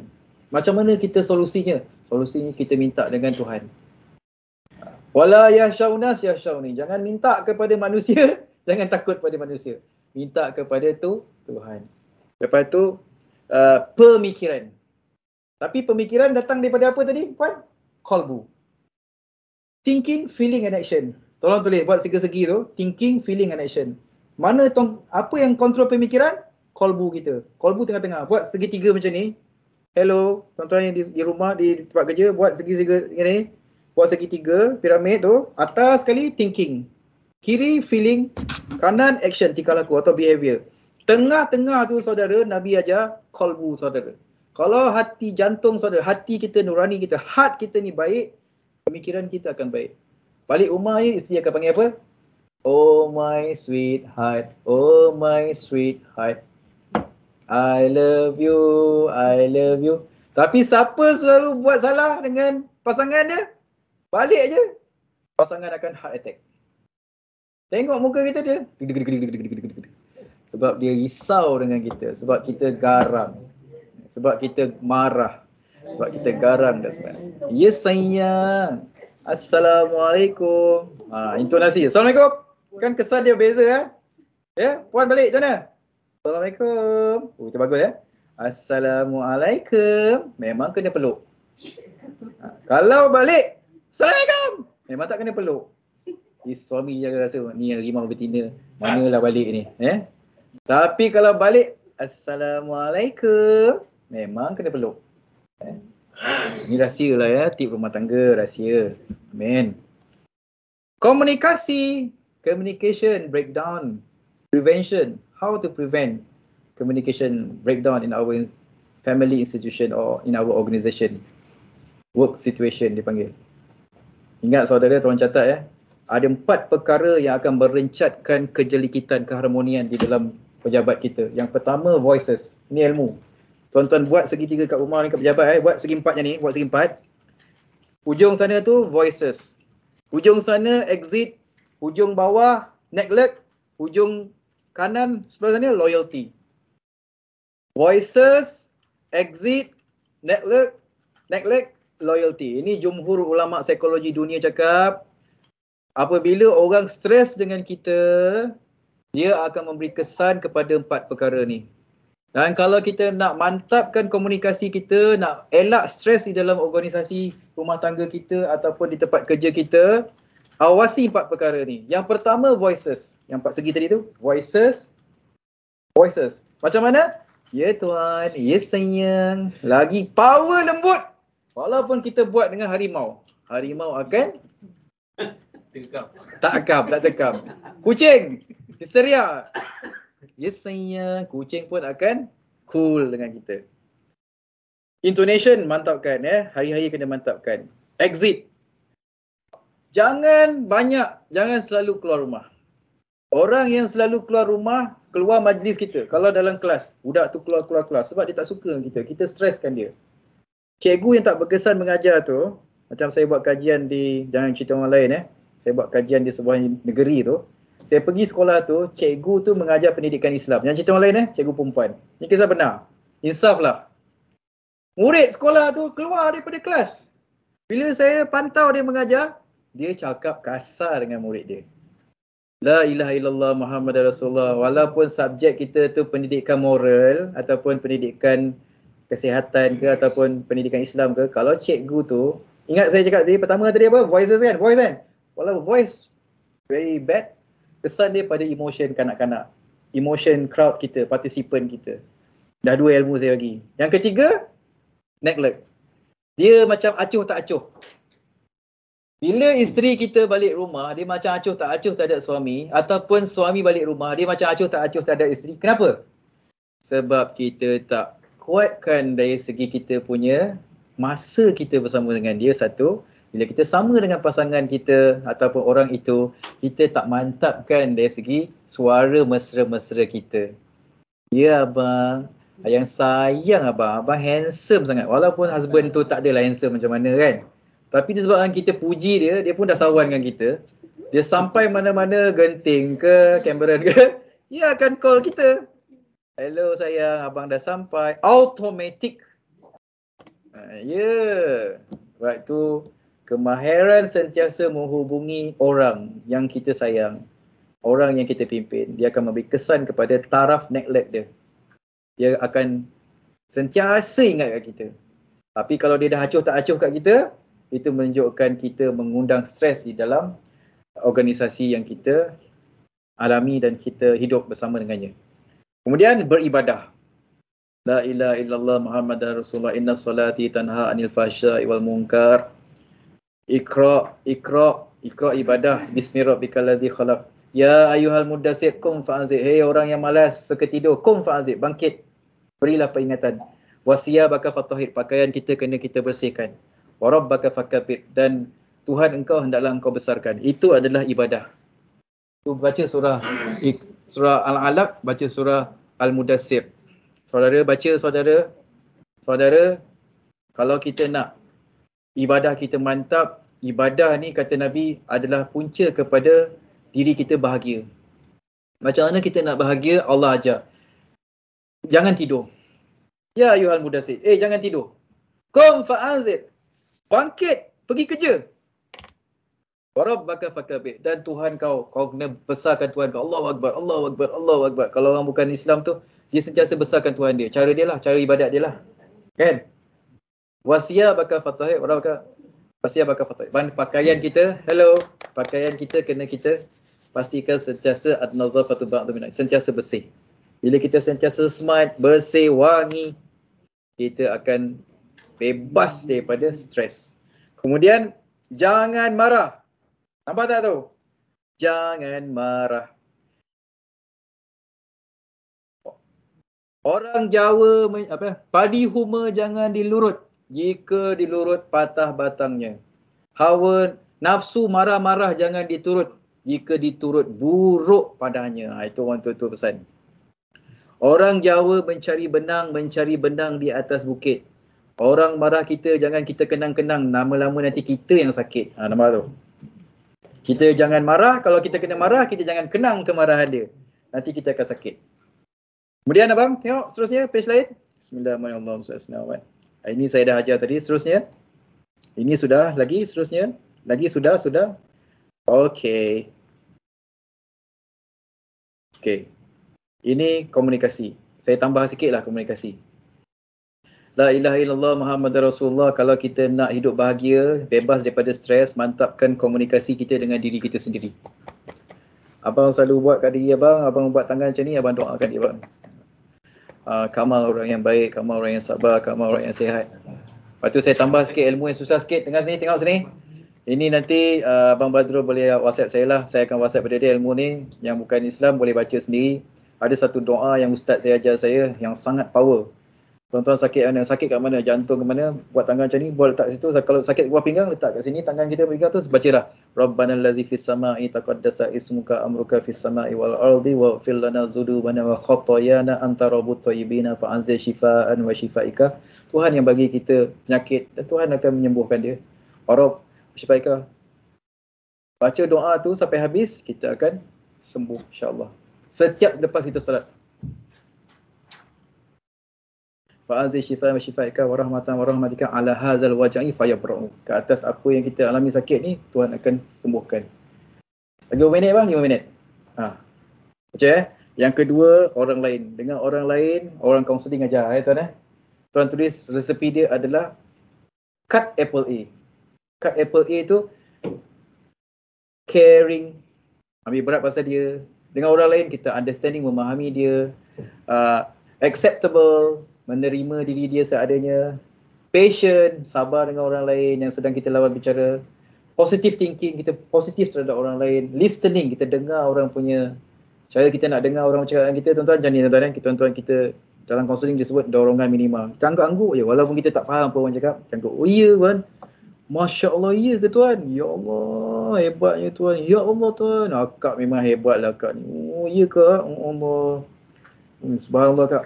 Ya Kak, saya ada mesyuarat ni. Kejap lagi kan kita sambung balik tau. I love you Kak. Assalamualaikum. Salam. Bila kita cakap dengan klien kita macam ni, I love you bang. Abang memang bijak bang. Nampak? Dia akan, okay, kau sibuk. Okay, nanti kita sambung balik. Itu menimbulkan kenangan indah kepada orang yang jadi lawan bicara kita. Dengan orang lain, orang kaunseling, dia punya mazhab pemikiran komunikasi dia caring, understanding, trustworthy, positive thinking, patient, empathy, listening, dan assertive, dan last kali adalah respect. Orang kaunseling dia akan ada nilai komunikasi begitu dengan orang lain. Kemudian hablum minal anfusihim, hablum minan nas, hablum minal alam, hubungan kita dengan alam sekitar. Kita jangan buang sampah merata-rata dan hargailah alam sekitar. Jangan kencing di kolam yang bersih. Jangan rosakkan kolam-kolam. Jangan rosakkan flora dan fauna. Kemudian hablum minan nas, komunikasi kita dengan Tuhan. Jangan kita persia-siakan dan kita hendaklah kukuhkan hablum min 4 perkara ni. Hubungan kita dengan 4 perkara ni, komunikasi kita. Diri kita, orang lain, alam sekitar dengan Tuhan yang menjadikan kita. Okey, last kali bang saya nak bagi bonus yang warna tu lah bang. Tuan, cuba tengok yang warna tu. Lagi lagi terus laju. No, warna. Dia ada banyak warna-warna. Bismillahirrahmanirrahim. Semoga tuan-tuan dapatlah ilmu ni, saya bagi sikit ya. Nanti tuan-tuan insya-Allah tuan-tuan akan jauh daripada stres. Dan tuan ada stres, tuan-tuan boleh uruskan dengan baik. Ni. Okey. Stres ada kesan dengan warna kehidupan kita yang kita pakai di dinding rumah kita, di alat-alat perhiasan rumah tangga kita tu, dia beri kesan kepada stres yang kita alami, tekanan yang kita alami ya. Okey, bila tuan-tuan pergi temuduga, bila puan pergi temuduga, jangan pakai baju warna hijau. Kerana baju hijau ni question and answer, attack and defend. Baju hijau ni dia mendorong orang panel yang menemuduga saudara, macam kita Nazi kan. Kalau tuan pergi sekolah, orang tu pakai baju warna hijau, blazer hijau, tuan akan berminat untuk teroka. Boleh saya tahu bilakah konsep sekolahku sejahtera diwartakan? Dia pun jawablah pada 13 Februari tahun 2022 di PWTC. Dia kata kan, apa maksud sekolahku sejahtera? Tuan akan tanya ni. Dia pun jawablah. Apa kaitannya sekolahku sejahtera dengan kemenjadian kurikulum di sekolah? Habis kita. Kol-kolah kita pun jadi tersekat-sekat. Sebab kita pakai baju warna hijau. Habis tu doktor, pakaian apa yang elok yang kalau kita pakai masa kita kena temuduga? Pakailah baju warna putih. Putih tu dia pandang kita, dia sayang kita. Nampak kita ni suci bersih. Pakai hitam dia pun tabah dengan kita. Kalau kita jawab salah pun dia kesian dengan kita. Dia tanya lagi soalan lain. Kalau pakai baju warna biru, dia empati dengan kita. Sebab tu kalau lepas ni Pak Zulkifli kalau keluar petang karang dekat Pekan Seremban tu, pakai jubah, pakai serban. Jubah pakai warna putih, serban pakai baju warna putih, lepas tu pergi ke gerai-gerai mana-mana dekat Ampangan tu makan. InsyaAllah percuma. Fal-tafal dan masykurah. Silakan tuan. Dia akan nampak kita macam wali-wali. Macam orang-orang suci ya. Pakailah baju warna putih. Walaupun koboi walaupun pakai jubah, pakai serban. InsyaAllah. Ya. Dia akan siar dengan kita. Dia akan sayang kita, dia akan empati kita, dia akan belanja kita. Okey, baju warna merah. Dia akan menampakkan tuan-tuan ni aura yang luar biasa hebat. Cuba kita tengok psikologi Ferrari, Lamborghini, Ferrari merah, MU merah, Liverpool merah, nampak tak? Jumhur ulama psikologi dunia menyatakan warna merah ni adalah warna yang mencantikkan, menimbulkan aura. Nabi SAW ada jubah warna merah tapi jarang pakai kecuali pertemuan dengan orang-orang besar, bangsawan Quraisy dan sebagainya. Tapi kalau kita pergi temuduga, no.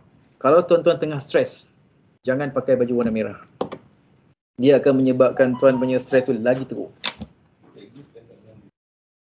Lagi satu, jangan pakai baju warna purple ketika kita tengah stres. Faham? Baju purple ni menyebabkan tuan-tuan lagi berdebar-debar dan lagi stres. Sebab warna ungu ni dia akan menggelombangkan saraf limbik dan reptilian kita tu, tenaga no retreat, no surrender. Kita akan lawan warna ungu. Kita akan challenge, suka kepada kemenangan. Nampak? Tak nak mengalah. Okey? Okey. Siapa orang-orang bawah kita kursus kepimpinan. Orang yang tak suka memimpin, tak suka tanggungjawab. Ni kalau ujian yang kita buat tu nanti tu, kalau ujian psikologi yang saya ada tu, kita boleh tahu orang ni dia boleh jadi pemimpin atau tidak. Dia suka memikul tanggungjawab yang banyak ke sikit. Nampak?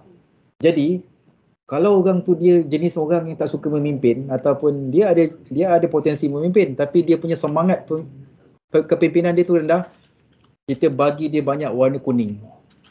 Warna kuning dia akan memberi impact kepada inner self dia, dia punya nerve dia, saraf, reptilian dan limbik dia tu dia meningkat dari segi kepimpinan dia.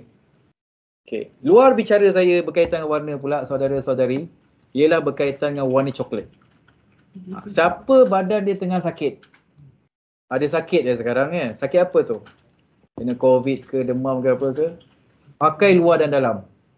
Puan banyak kan luar dalam puan pakai warna coklat. Pakai jubah coklat. Rumah siapa banyak coklat? Dengar ni. Rumah siapa banyak coklat? Dia memang akan memberi kesan kepada saraf limbik dan neokortex dia, reptilian dia, saraf pemikiran, perasaan dan daya perjuangan dia tu dia akan meningkat. Kerana warna coklat ni dia akan memberi tenaga kepada Tuhan yang mempunyai diri. La ilaha illallah Muhammad Rasulullah. Abang cuba tengok satu lagi, ada kalau bonus lagi, yang benda yang sangat penting boleh mendatangkan sakit jiwa lah. Stres yang boleh menyebabkan sakit jiwa. Seterusnya. Sebelum saya balik ni, seterusnya. Okey, seterusnya. Okey, ini. Keluarkan semua. Ni kat rumah. Saya sebenarnya, saya boleh bagi penonton-penonton semua PowerPoint saya ni kepada Yang Berusaha Tuan Badrul Syam. Nanti saya bagi abang PDF kan, boleh bagi kepada penonton-penonton. Kalau tuan-tuan nak PowerPoint, boleh juga. Saya bagilah PowerPoint, saya halalkan, ambil dan bagilah ilmu kepada semua tuan-tuan punya staff di seluruh negara kita. Ini adalah Jumhur Ahli Psikologi Dunia menyetujui bahawa 11 pemikiran ni jangan dibuat. 11 ni adalah jangan dibuat, jangan difikirkan. 1 sampai 11 ni, tuan-tuan baca. Saya percaya orang jahat mesti dihukum. Jangan fikir macam ni. Kalau tuan-tuan ada pemikiran macam ni, kalau tuan tak pergi jumpa orang yang kaunseling yang boleh bantu tuan-tuan berfikir, tuan-tuan akan mengalami kecelaruan pemikiran. Dan kalau terus banyak menggunakan perkataan saya mesti ataupun awak mesti, orang mesti. Kalau tuan guna perkataan saya mesti akan berjaya, tuan-tuan akan menjadi orang yang mental illness. Kalau tuan meletakkan kepada anak-anak tuan-tuan, staff tuan-tuan, kau mesti, aku nak kau mesti dapat. Kalau orang tu tak dapat, orang tu sendiri yang akan jadi gila nanti. Orang tu yang akan menjadi kecelaruan emosi dan pemikiran nanti. So jangan guna perkataan saya mesti, awak mesti. Guna perkataan apa puan? Alangkah baiknya. Jom ikut saya. Alangkah baiknya. Cuba ikut. Alangkah baiknya. Siapa aja? Majlis kaunseling seluruh dunia. Ya. Saya orang kaunseling psikologi. Saya belajar daripada first degree sampai PhD. Ini adalah perkara indah yang menjadi penawar kepada orang yang selalu berfikir, dan pemikiran yang terbaik adalah pemikiran yang bebas daripada 11 perkara ni. Kebahagiaan saya adalah dari orang luar atau perkara luar yang saya tak kuasa mengawalnya. Ini jangan macam tu. Ingat, kebahagiaan kita adalah kita sendiri yang boleh usahakan, dan kita tawakal kepada Allah yang menjadikan. Faiza azamta fatawakkal Allah. Bila kita dah usaha kuat-kuat, kita dah banyak usaha berfikir dan bertindak, kita serahkan kepada Tuhan yang akan menentukan untung dan gagalnya kita. Kejayaan adalah untuk menikmati kejayaan dan seterusnya, dan kegagalan adalah kejayaan yang tertanggung. Yang kurik itu kendi, yang merah itu saga, yang baik itu budi, yang indah itu bahasa. Kalau tuan mengangkat besi, tolong masukkan semua barang. Bila kita kerja, kita bersatu hati, kerja yang susah akan menjadi senang. Saya kembalikan kepada Tuan Badrul. Silakan.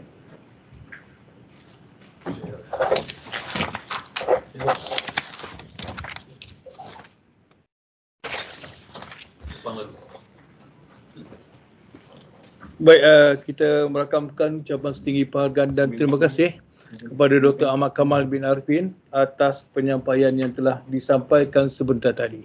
Seterusnya kita buka kepada sesi soal jawab untuk kita lebihkan pencerahan kita berkaitan dengan mengurus stres di tempat kerja.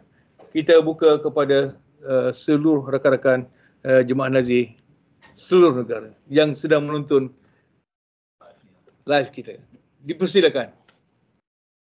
Kalau tak ada tunjuk kat semua tak ada lah.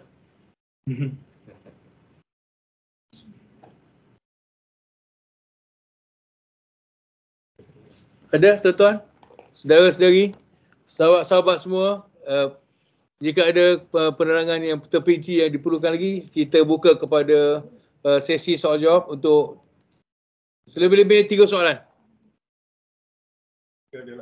Jika ada. Saya tu dia orang tak share.